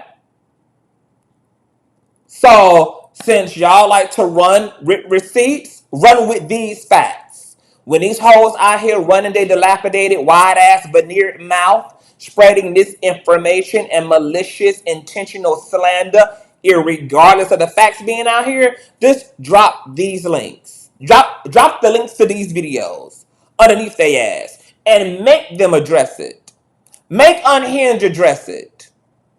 If you're going to sit up under her shit and you're going to listen to her connect muscle spasms to HIV, not to mention that she also has a weird ass history of spilling medical misinformation. This is the same person who, out of a petty disagreement with Bobby Lights, said that he had dirty blood. This is the same person who has slapped HIV and STDs on other people as a result of not being an effective reader and roaster. A bitch who got to stick to salaciousness is a hoe who don't got a mouth of mass destruction, baby.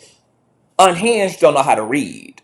That's why she has to rely on like obvious lowbrow insults. She don't know how to talk that sweet R&B shit. She don't know how to drag a bitch for everlasting life. All she knows how to do is go to the quickest, shocking statement she can make about somebody, which is either call them a pedophile, like she tried to do with Storm Monroe. Remember a few months ago when she tried to push a narrative that she didn't feel comfortable with Storm holding her baby and all this, despite that she employed this man, despite the fact that she didn't invite this man to her home on numerous occasions, despite the fact that she done moved this man from one state to another, etc. All of a sudden on Mad Day, y'all ain't cool. All of a sudden, he's a pedophile.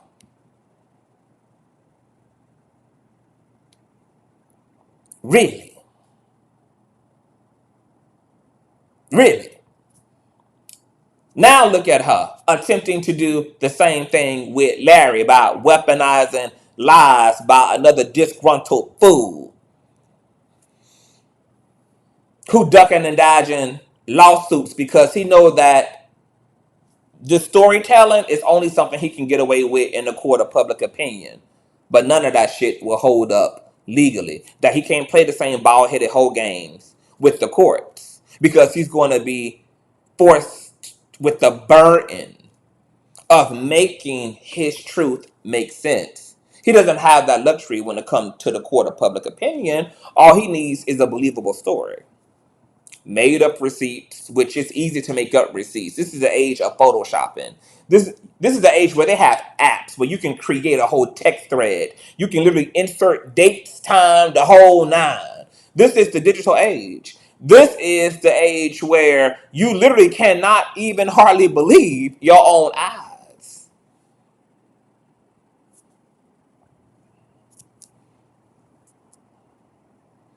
So Larry does not have HIV. He never had HIV to even give to anybody else to start. And the person who initially accused him of giving them HIV never even produced their own HIV results to prove that they, in fact, had HIV. But since they claimed that they did have HIV, I want to know, where is the outrage? And where is the pressure and the passion to resurrect that liar and make him answer to these test results? Because, nigga, you jumped out the window and accused this man of giving you HIV. And your ass is the only one in the situation who got HIV. So make it make sense. You jumped your ass out the window and made these egregious claims, and this man done produced 3 different test results throughout a 6-7 year period that doubles down on his HIV status. Where are the same people that gave that same person the platform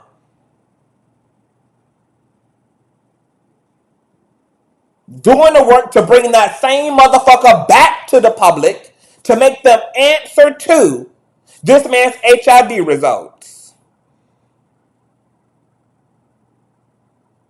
Because, I really don't care if people get carried away with lies and narrative, because that's just the fuck shit that comes from social media. But what you can do when you learn the truth is at least double back around and correct it. What you can at least do is detest, denounce, and rebuke the narrative that you allowed to initially be pushed against somebody. So that same YouTube uploader that gave that lying, dick-sucking spirit a platform to accuse Larry of giving him HIV, where is that same uploader and that same passion and that same integrity to correct the narrative? Because Larry's HIV negative gotta make sense to that nigga's HIV positive.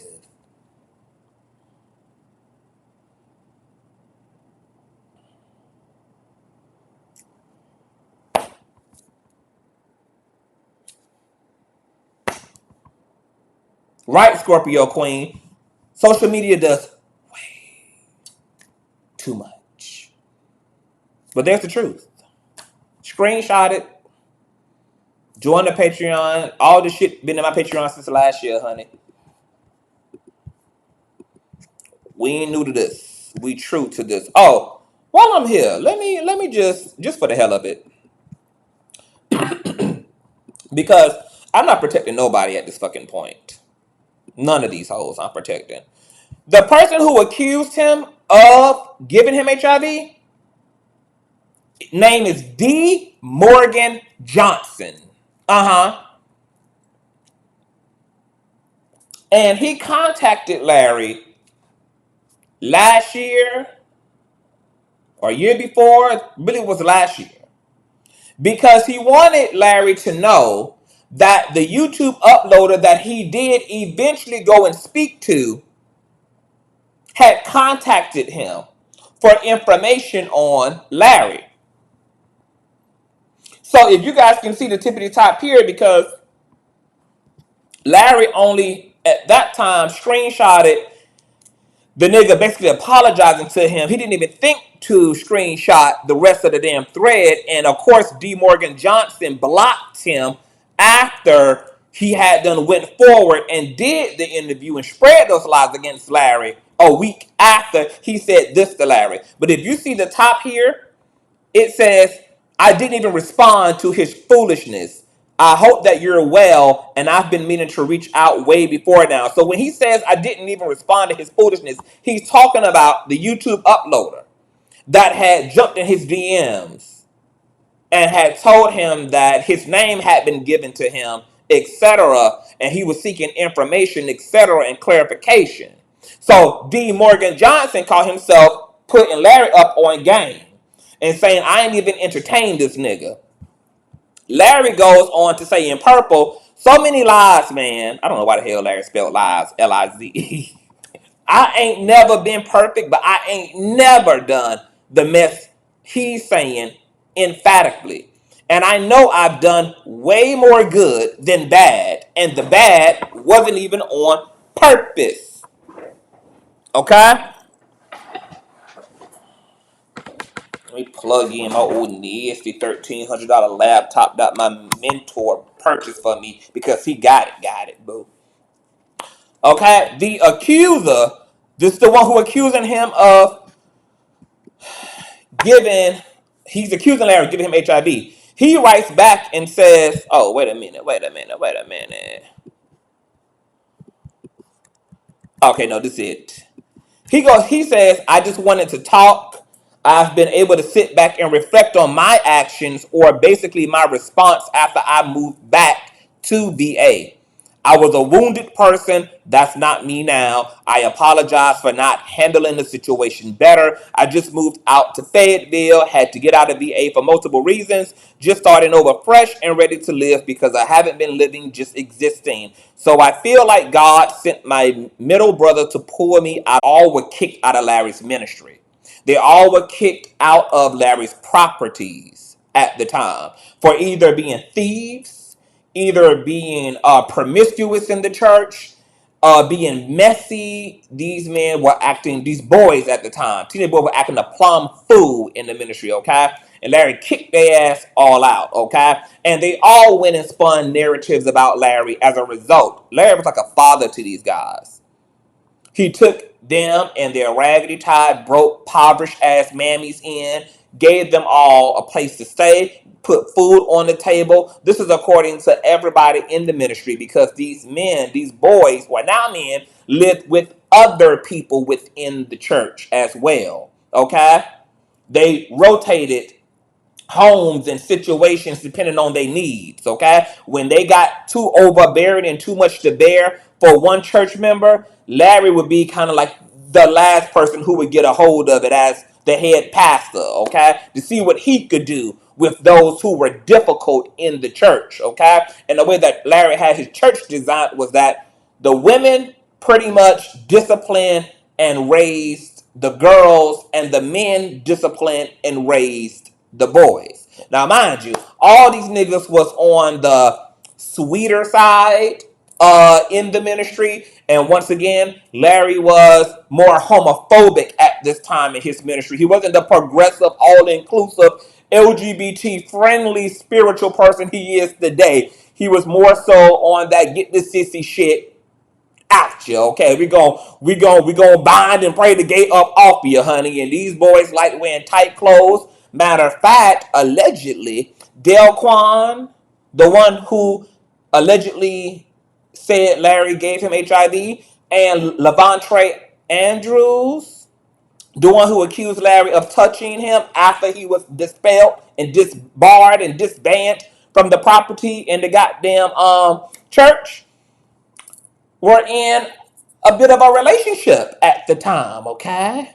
This made Larry come down harder on the both of them because Larry didn't play that homosexual shit in his church, okay? He didn't have no place in his church preserved for homosexuality, okay? There wasn't no homosexual part of the church, baby, okay? So all the tight clothes and long weave, like CTV, baby, CTV would have been rebuked, baby. Larry would have, tried to raise demons and unclean spirits and stuff up out of me, baby. Had I came into the ministry at that time looking as good and as glamorous and as androgynous as I do, baby, okay?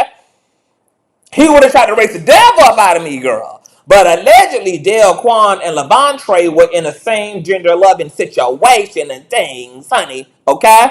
But nonetheless, you hear that same nigga apologizing for Larry for acting a plum fool and being on his bald-headed whole shit. And look, I think Larry should forgive everybody, but I do not support Larry allowing people that have betrayed him in some of the worst ways to still have access to him. I will always support anybody forgiving the worst of person in their life because I don't think you should bust hell for no bitch. I don't think you should let no nigga be the reason why you don't enter the golden gates. And I do believe that unforgiveness and harboring resentment toward people is a sure way for you to find yourself on the other side of life and the Lord telling you, depart from me for I never knew you. Because if I can forgive them fuck niggas, nigga, you can forgive them too, baby. Okay, what did Jesus Christ say on the cross? I forgive them, Father, for they know not what they do. That Christ upheld forgiveness all the way to the cross, okay, and stood in the gap for those who had them pierced him and hung him to the wood, baby.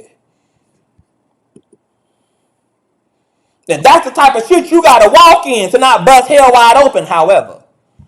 Giving motherfuckers access to you is a hell no to the hell no to the hell no. Okay? Now, Larry is different now, baby. See, that's why Unhinged had to call him from a different phone. See, Larry know how to forgive and block that ass now. That's why even Flopsha K had to call from an unrecognizable number, baby. Okay? Because Larry don't play that now. Okay? But back before this unhinged shit for Larry, this was the last of it, baby. All that being chummy and cozy and letting niggas who doing the most, forgive you and goodbye. That's why she had to call his ass. From a clear talk number, from a straight talk number, baby. That's why she had to page that ass to get him on the phone. Okay? But how about it?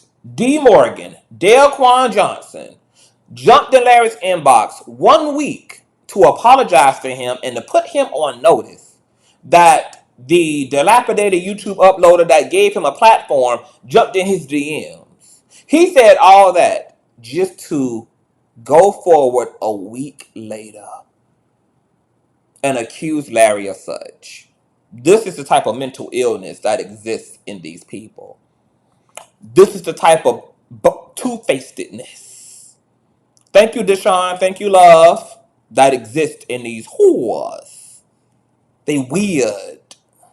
They diabolical. They confused. They troubled, baby. They shaking and shivering and shit, baby. They ain't got enough nutrition in them, baby. See, I said I wasn't gonna cut up. But how about that? How deranged and demented do you have to be to act like you for somebody and tell them that somebody is after them and you're not going to play into the bullshit only to play into the bullshit? Now, here's my theory. I think that Lavontraye and the other nigga that came forward and claimed that he saw Larry acting weird, because Lavontraye is the only person accusing Larry of touching him when he was underage, even though he can't get his damn story straight, okay? Delquan accused Larry of giving him HIV, which y'all now know Larry don't even have HIV, so you know that Delquan just flat out fucking lied, period. And another nigga who came forward, whose interview has now been strapped because he had to beg the YouTube uploader to take the shit down because his family got off in his ass, came forward and simply stated that he observed Larry around the house at that time just acting strange and inappropriate. But because he was also full of shit and eventually met with goddamn regret and his damn family got off in his ass for participating in this lynching against Larry over things that weren't true. In his case, the YouTube uploader was kind enough to strap the fucking interview. So those were the three accusers. One accuser claimed he saw Larry acting like a weirdo at his time at the house. Another accuser claimed that Larry gave him HIV. We know that Larry did not. And this accuser, Lavontraye Andrews, accused Larry of touching him even though he went and worked for this man as a grown man for years to come, praised him all over social media, and didn't even create that police report against Larry until Larry had severed all his social dealings with the accuser. can't make it make sense. Yeah. So, that's that. No HIV. Delquan is a nut, but I believe he traded Larry in a week later because he probably got pressured from his friend Lavontraye that he needed his help. He needed him to co-sign some of this shit.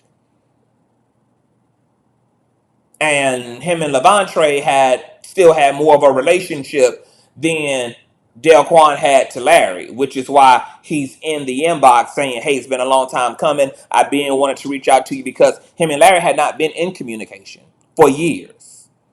But he contacted Larry out of letting him know that another motherfucker was chasing him down to get fraudulent ass information. But I believe that when Lavontraye first came forward, he then doubled back because he needed his story to be credible. It's already bad enough he came forward as an avatar. It's already bad enough he didn't want to give his government name. He didn't want to do none of that. He had no motherfucking receipts. And he produced this police report in 2017, 2018 as a grown-ass man about something that he alleged happened to him when he was 14 at a time that he didn't even know fucking Larry. All of that was already bad enough, okay? So Lavontraye even knew he had to up the fucking ante, because his story was too easy to poke holes in. So he needed the help of his friend to come up and conspire too. And all those people that ran that story, I want them to find Delquan and make that raggedy, big booty hole ass bitch speak to why only his test results keep coming back positive and Larry's have sustained negative. Grudge that bitch up from the graves, baby. Make him answer the next time y'all see Lavontraye Adams. Because allegedly, him and his mammy did an interview with Flopsha K. I hope what y'all do when y'all get up under them comment sections, and we hoping she publish the interview, baby, so she can go ahead and have the rest of Cardi B's money sued out her motherfucking wallet. Because that would be the whole gag. If I having to pay off a nigga that she now can't stand, aka Larry Reid. But I hope y'all also stress the critical questions. Make it make sense. Why you produced this police report in 2017 about something that happened to you at 14, and then ironically produced that police report a year or shy of a year after Larry cut you off. You don't find that coincidental, Lavontraye? Why is it that you filed a police report that doesn't even have his name, that doesn't have Larry's name on it, but then the date you have on it is inconsistent with the age you say you was molested?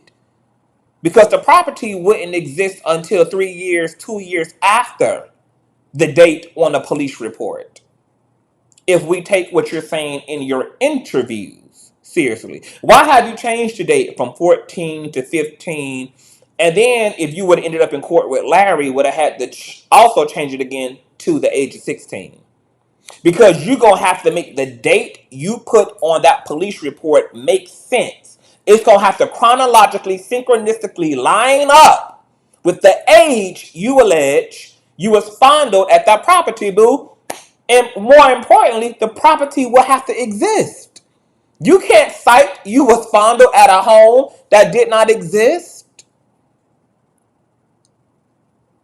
The brick and the mortar, the stove, the driveway, the fence did not exist when you were 14. But you have that property on a police report. It didn't exist when you were 15. But you have that property listed on a police report. And you didn't move in with Larry until you were 16 going on 17, I believe. Larry didn't even become formally introduced to you until you were 16 going on 17, when you were too much for your mother to handle. And let's speak about Lavontraye's mother. Poor her. Because she is the one who contacted Shamako, Larry's right-hand man, and begged Shamako to make Larry take Lavontraye back into the ministry as a young man after he had already expelled Lavontraye from the ministry for being promiscuous, for breaking all the rules, for fucking lying. I mean, his current wife was 22 at the time that she was allegedly involved with the 16, 17-year-old Lavontraye.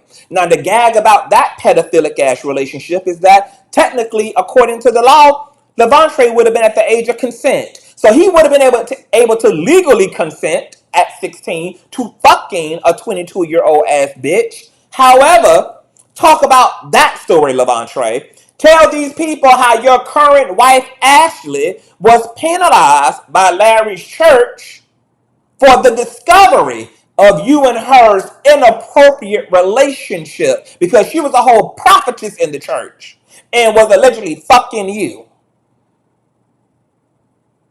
And talk about how all the congregants can attest to that. I find it funny that you pussy popping around this allegation against Larry simply because he cut your ass off at the knees, but you don't have nothing to actually say about the pedophilic relationship that you converted from a sneaky link into a whole marriage. Thank you, Marge. Just asking the critical questions here. We just want it all to make sense. Okay. Girl, we done been here 2 hours. It feel like I done been here forever, girl. And we ain't even got halfway through the drip, girl. I might have to come back and do a part 2, you guys.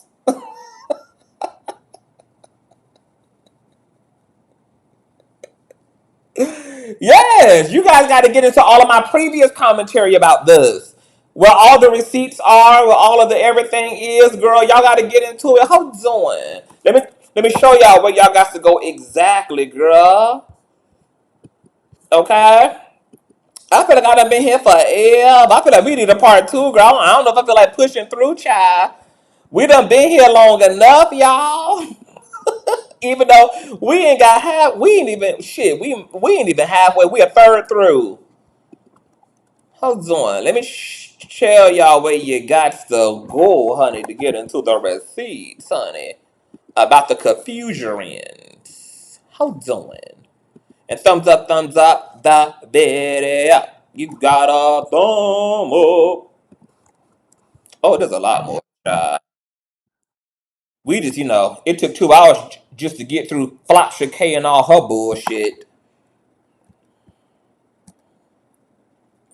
Hold on. Let me do something for you. Okay, yeah, you got to get into this commentary here, girl. Okay, let me share my screen, child.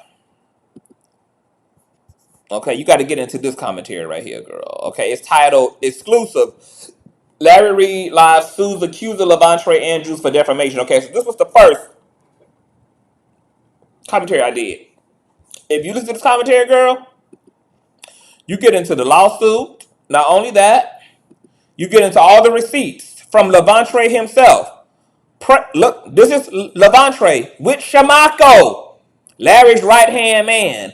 The same man that Lavontraye's mother contacted to beg him on behalf of her son to talk Larry into letting her child back into the ministry. So this is now a grown Lavontraye.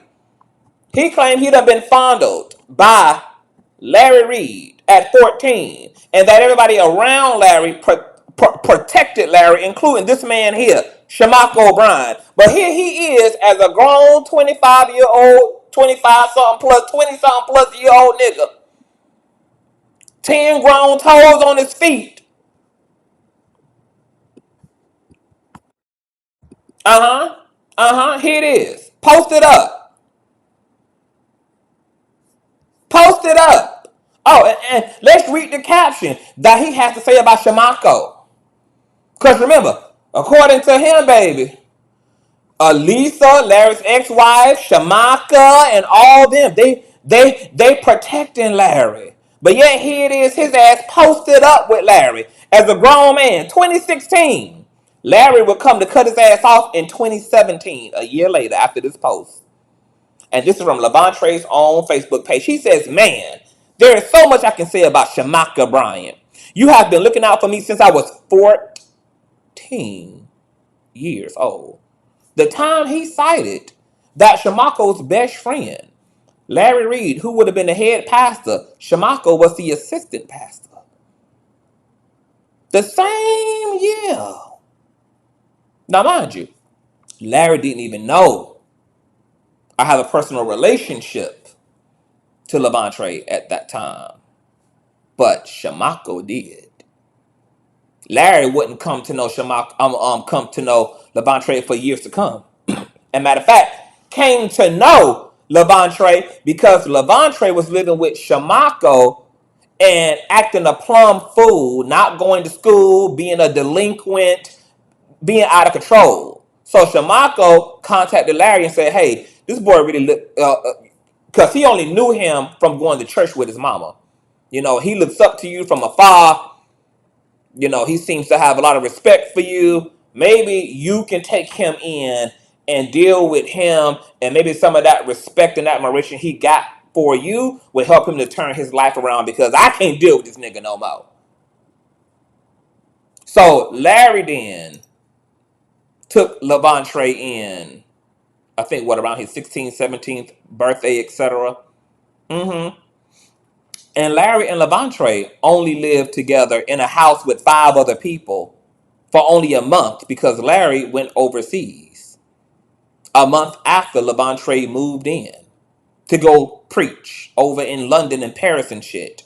But since I was 14 years old, now Lavontraye is claiming he was molested at this time.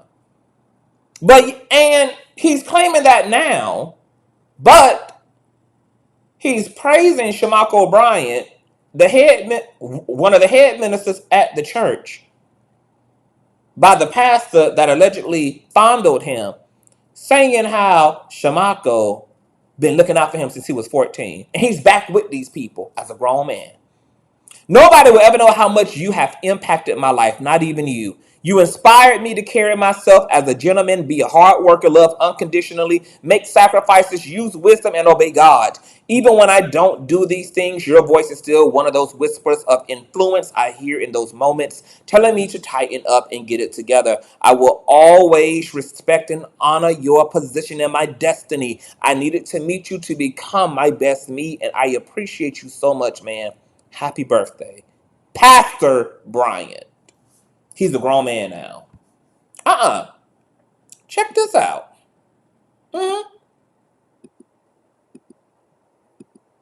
Hold on. Where's this receipt, girl? See, y'all gotta go listen to the girl. Y'all gotta get into the commentary, girl.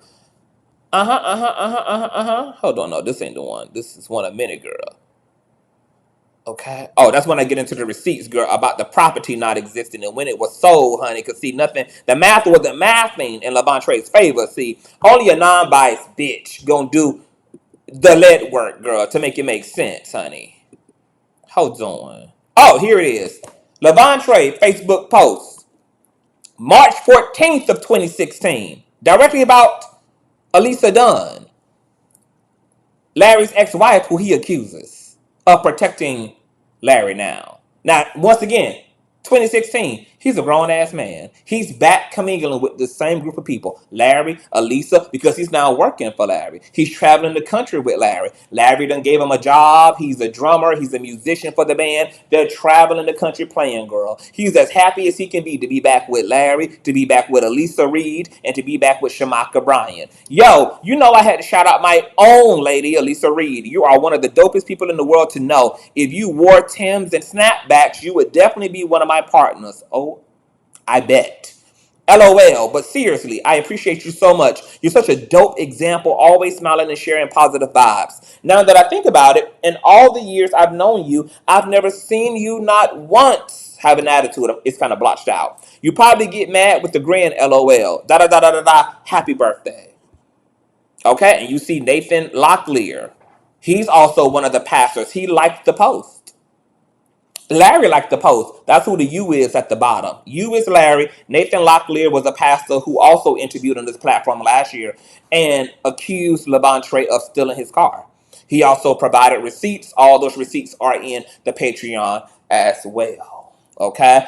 These niggas were out of their mind as young people in Larry's church, and everybody had an issue with them. Every minister, every assistant pastor, even Fran, who also was another family who sought refuge in Larry's ministry back in North Carolina. She don't even like Larry. Okay, but even she had to jump up on my platform last year and say, look, I don't even fuck with Larry. I think he's an arrogant prick. However, these niggas are lying. All these niggas who came forward, all three of these fools, all they ass was troubled, confused, ratchet as hell, hypersexual, and a hot fucking mess. And they did the utmost in the sanctuary. Now, I don't like Larry, but I ain't gonna let his ass go down like that. These niggas are full of shit. And all of them have respect for this man and wanted nothing more, still to this day, than to be connected to this man. That's the only reason why they're upset. It's because he done went and glowed up and got rich. And these niggas done been left in the shallows and the mountainsides of North Carolina, picking apples and oranges and watermelons and shit for a living. Definitely sucks. Oh, but the receipts got all type of crazy, girl. Here's another receipt. This is him looking at he's watching an online service of Larry on his phone. Let me see. You see here? Hold on. Okay. He's watching here it is. He's watching an online service, okay? Because Larry's ministry was called Breakthrough Now. He's watching the online service of Larry. Grown-ass man, okay? He screenshots a picture of him looking at the online service of the man that he accused of fondling him at 14. He's now begged to be back in the good graces of, as a grown-ass man, working for this man's ministry as a musician, of course, maintaining his stalking and obsession with Larry, keeping up with, all the programs he got going on physically and virtually. So he screenshots him watching the online service, and then he captions it. Let me see. This is what he said about Larry, girl. Ash and I couldn't send messages during for some reason, but the session was great. Love you guys! Exclamation points. Elisa Reid and Larry D. Reid. Blab, church in bed. LOL. He's a grown man working for his alleged abuser that he begged to give him a job. What happened to the 14-year-old Lavontraye Adams who was fondled? What happened to the woe is me victim? What had happened? Larry kicked you out for being a hoe and for being a liar as a teenage boy, fucking 22-year-old prophetess in the church who also had to have they funky fat asses executed out of the damn church. And shout out to all my big boned bitches. But this is just a bitch we're talking about. Okay? So there it is. He's praising Larry. He's a grown-ass nigga. Okay? And there's more. May 22nd of 2014 from Lavontraye. Grown-ass nigga now. Working for Larry. His mother successfully begged Larry to take her trifling ass son back after he acted a plum fool as a teenage boy in Larry's ministry. Larry puts his shit aside and gives the adult Lavontraye Andrews. I'm saying Adams. I don't know why I want to call this bitch Adams. Andrews. Wants to give Andrews the time of day. Just finish up the last rehearsal for Joy Fest. Because remember, Larry done give him his broke ass a job for his and within his ministry. I can breathe now. I'm so humbled and thankful for this awesome opportunity. Larry D. Reid, you're a great leader and example. This is what he's saying about a man that he alleges fondled him at 14. Is a great leader and a great example. Thanks for allowing me to be a part of this movement God has put in your heart. Saturday is going to be amazing. I'm done stoked. Ronald Antoine Timmons, Aaron Carter, Centile, Reid, Sheldron, aka Tyreek. Man, you all are too dope. Can't wait to rock out with you fellas. Hashtag Carowinds, hashtag 4th of July, etc.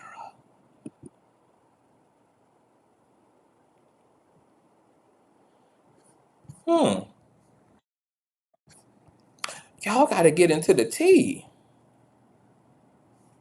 Y'all gotta get into the tea, baby. Cause it's all there, baby. The truth is playing out in plain sight. That's what I believe, Miss T. Taylor. Definitely, I personally believe that Lavontraye is and was an alleged sex addict, and I'm gonna tell you why. Because not only did a lot of the congregants and ministers attest to Lavontraye's alleged hypersexual behavior, but during that time last year, one of Lavontraye's alleged male mistresses inboxed me. No, he not inboxed me. He not DM me. He emailed me. And baby, he showed me all type of motherfucking pictures, text threads, and communications between him and Lavontraye, proving that Lavontraye was allegedly having an extramarital affair with him outside of Lavontraye's wife. Ironically, at that time, I was able to go to his wife's Facebook page that she's now definitely shielded up. But I screenshotted everything. All that shit is in my Patreon, but y'all just got to go through the Patreon, honey. This shit is old. This shit is last year. Okay? But girl, ironically, around the time that the man who had emailed me was alleging that he was in a same-sex affair with Lavontraye, there was a post that was written up by Lavontraye's wife, Ashley, where she had changed her relationship status to Lavontraye to separated or it's difficult. It was something like that, but it wasn't happily married, bitch. The marital status had changed. And then there was a post associated with that change where she was like whining and crying on Facebook saying she's so heartbroken. She can't believe this. The person she thought she knew, blah, blah, blah, blah, blah. I don't know. I can't remember verbatim, but the receipts are in my goddamn Patreon, honey. Okay? So I suspected that the wife had found out some way, somehow. Maybe the goddamn male mistress had exposed the fucking relationship. Because after all, he was in my goddamn emails. Okay? And either the alleged male mistress exposed the same-sex affair to the wife, or the wife might have found out through her own digging. Y'all know how y'all women is, baby. Y'all look through y'all man's phones, DMs, etc. Da da da da da da da. But girl, it was a hot motherfucking mess. Okay? And once again, Lavontraye's current wife was a 22-year-old prophetess who was allegedly fucking a 16-year-old Lavontraye. That's why she was kicked out of Larry's church. He went and married her. And he was fucking multiple women in the congregation, as well as allegedly exploring his sexuality, aka with Del Quan. Yes. So I believe that for certain. Now I think I'm gonna let this rest right here, because there's a part 2, and there is so much that I would just hate to make this live stream for 6 hours. I think 2.5 hours is a perfect ending. We're going to recap real quick. I'll come back with a part 2. Make sure you guys are subscribed to the platform so you can be properly notified, baby. So what we went over in part 1 of this commentary is Flopsha K is a fucking liar. She accused Larry of dismissing his lawsuit against Lavontraye after the phone call. between him and her. But we showed, hold on, let me just refresh the receipts, girl.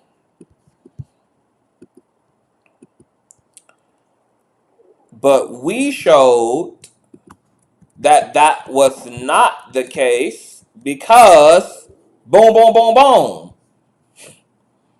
Larry's notice went in on, or it was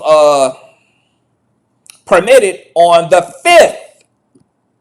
Down here at the bottom, filed and entered 12/05/2022. Notice of voluntary dismissal.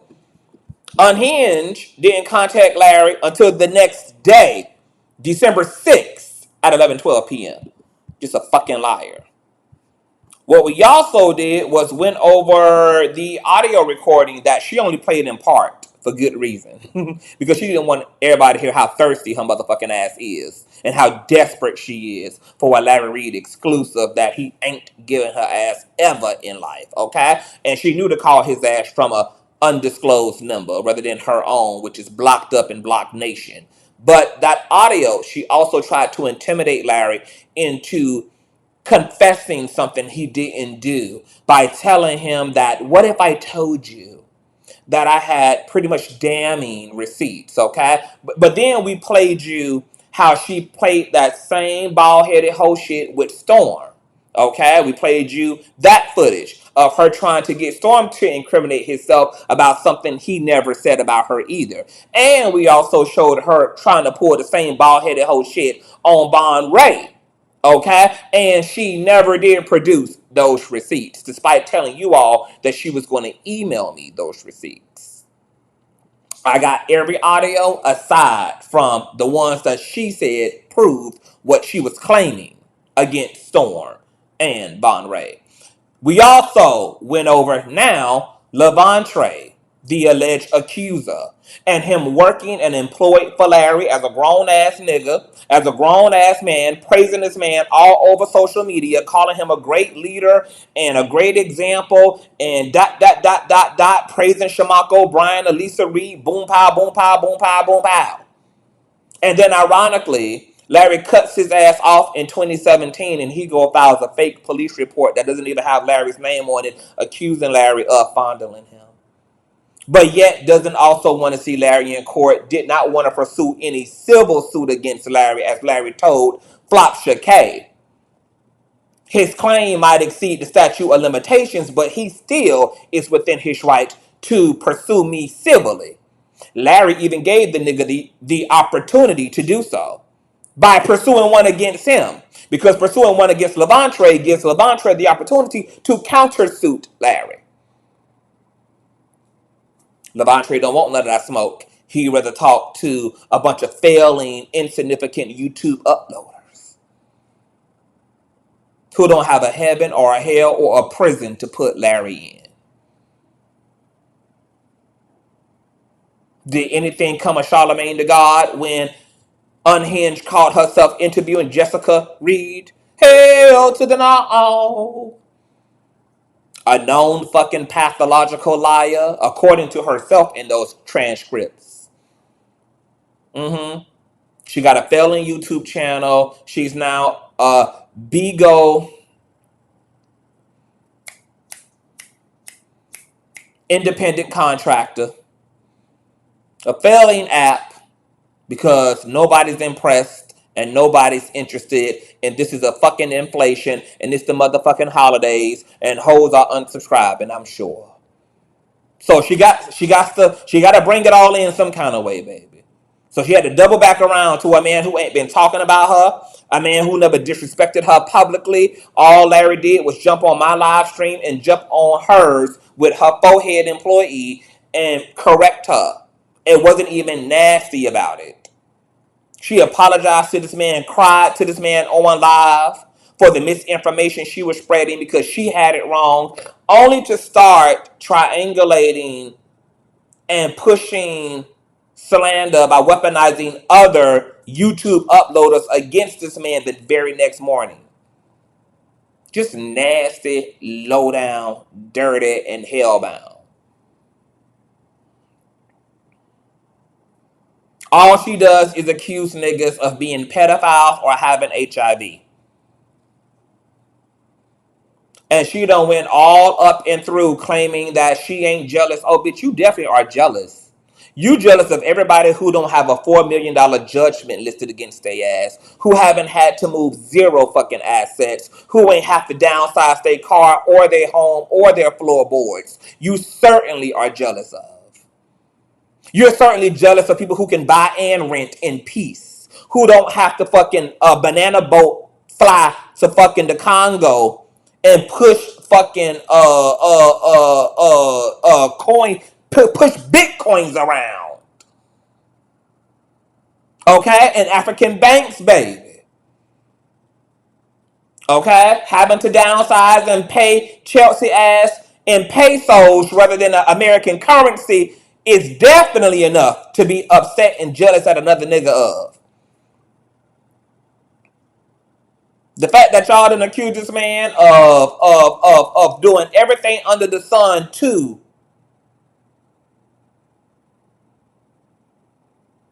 bring this man down, and yet everything y'all ever cited against him, smooth selling, debunked. The man got to where he is through hard work, charisma, and the goodness and anointing of God. Something that none of you bald-headed, popcorn popping ass bitches can ever do anything about. You didn't give Larry the love and the platform and the success and the wealth and the social equity that he has. That's why none of you hoes will be able to take it from him. So, Miss Mamas, go ahead as a last-ditch effort to save your goddamn failing ass internet career and publish your interview so that your ass can be served properly. And once again, you can tangle with both the queen of hip-hop and the king of these goddamn social media streets as well. Because what's better than a motherfucker's own money, bitch, is your money. So in the words of Flamin' Row, mother love ya, mother had ya, and mother fuck ya. Do y'all got any questions? Because we're going to come back and get into a part 2, girl. Okay? Because, you know, this wasn't supposed to turn out this long, baby. But the receipts just keep on receipting, girl. Okay? I also want to shout out to my old nasty piece of Lisa. Once again, to my baby mama FB, girl, for y'all old nasty cash app, child. Y'all know all the cash apps. All the donation links are in the description box below, baby. Oh, and FYI, I don't give a fuck what that tired ass Nigerian dick taking ass pussy popping bitch have to say about me. There ain't nothing that bitch can say about me to offend me, bitch. A gay bottom, a trick, a treat, bitch. I wouldn't give a fuck what the likes of a ratchet head ass, apple head asshole like Flopsha K has to say about me, bitch. You just say my name correctly, girl, so I can ride the clout wave like I did last time you and Bishop Big Lip had my actual name in y'all mouth, and I was able to get 10,000 subscribers off you hoes. Talking about the king. That's what I want you to do, bitch. Okay? Don't give me no nickname, bitch. Go ahead and say CTV ho so I can sit back and ride the clout, baby. Own up successfully and show you hoes how it's really done. Hey, Toys by Starlight. Hey, boo. It's Friday. We'll probably come back on a Sunday, baby. And you gonna want to be here for this, baby. Because there's a lot of interesting things that the person who Tasha K is working alongside ain't willing to say about himself, even though he's willing to say everything about the doctor. And I ain't talking about Lavontraye Andrews. Or his beard-wearing ass wife. I'm talking about Milk Dud Head Ponder. Yes. We got quite a lot of allegedlys to get into. So you won't want to miss Sunday's exclusive, okay? So, before I go, you guys give me a review. Was this commentary informative? Did the receipts we use to debunk the bullshit sufficient? Tell me, guys, how you feel. Let me know. Was it well communicated? Shout out to Lakeisha for your nasty piece of cash app, honey. Thank you, darling. Thank you. Hey, Chris Maxwell, what's going on? Okay, don't forget to subscribe and set all your notifications, girl, because we still got Balenciaga, Kanye to get into, girl. There's a lot going on in these streets, honey. Okay, so Mary says yes. Cynthia says very. Okay, Mark says yes. Hush, Ray. Coach Leslie says super informative, period. Nameless She Shall Remain says yes, did a great job. Norma says almost forgot your cash app. It is Consciouztv. Let me put it up in the chat. Oh, it's scrolling below, y'all. It's just $ and my channel name after that. Conscious with the Z instead of an S. Scorpion Queen says I'm going to tell you a lot. Okay, period. Purple Love says, yes, it was. DJ K207 says, yes. Mars says, 100. Okay. Teresa says, so I have to wait till Sunday. Yeah, because people don't really be in the building on Saturdays. You know, y'all be out, having affairs and stuff on your wives and husbands on Saturdays and stuff. You know, y'all go sin on Saturdays. So y'all don't be here on the internet on Saturdays, shy. It got to be some extreme stuff going on Saturday, honey, for y'all to pile up in here. So, people be done calm down and be done repented by Sunday, honey, and licking their wounds and stuff by Sunday night. So, it's more of a give. Not on nasty piece of Sunday. I watched while working. You're good. Thank you, David Fernell. David Fernell, you guys, is also a member of Larry's church. He was around during the time that Lavontraye existed and all of that. He also, Larry was his pastor in North Carolina. He was a part of this ministry, okay? And he's been very affirming as well about a lot of the bullshit that's been going on around Larry's name. I've been wanting David Fernell to actually, come up and just speak his experience and his observations, but he hasn't quite mustered up the courage to do that, okay? Even though he could do that, without his face being shown, just speak his experience or whatever. Yeah, I know, but this is a former church member of Larry's North Carolina ministry, child. Okay? Let me see. Well, enjoy your Saturday CTV. I will, boo. You enjoy yours as well. Toys by Starlight. And thank you to the Bush babies who dropped down, honey. It's good to see some of you all, honey. Let me know that. Let me know who is supporting a nigga and all of that. Love the commentary. Thank you. Mary says, I will be in the building. Thank y'all for watching CTV. Come back again. Yes, absolutely. Let me scroll to make sure I ain't missed nothing, even though I know I did, okay? I watched while working. The commentary was fire! Okay, thank you, Jay Goody. Teresa says, informative and well communicated. Thank you, honey. I am Gardner. Loved it. More of the story is Trashy K. It's still up to her dirty, baby. She's a narc, baby. Tasha. Trasher K couldn't do nothing positive even if her whole entire life in lineage depended on it, baby, okay? She's just sure she's going to hell. So, she might as well party on to the end, child, okay? But Larry is not pressed. CTV is not pressed. Nobody's pressed. This actually is really a cackle and it's really pathetic. It's also pathetic on Lavontraye's part. It's definitely pathetic on Milk Dud's part because he been chasing clout as a disbarred attorney allegedly for a very long time, honey. And we're going to show just how thirsty his ass is as well, honey. Okay? So shout out to the Conscious crew. Please make sure that you guys continue to thumbs up on your way out. Once again, all donation information is in the description box below. I will repost some of the receipts here in the Patreon as well. Make sure that when them hoes speak the lies, that you guys speak the truth. Challenge these motherfucking hoes and they narrative. Flopsha K only caught Larry because the receipts she's working with either have been self-generated, which once again, receipts are easy to produce. when living in the digital age. But whatever she has, she know that it's not enough. That's why she tried to call Larry and get him to pretty much finish it, okay? Because what she working with, she's going to have to spin and twist and puppeteer and, going to have to do all the bullshit with, girl, okay? So if she goes forward and she publishes that fucking interview and do all of that, because I found it funny that she also lied to Larry. She said, I don't know whether I'm going to take the story, when she had already flown down to North Carolina and interviewed Lavontraye Andrews and his mother. She already had did so. Okay?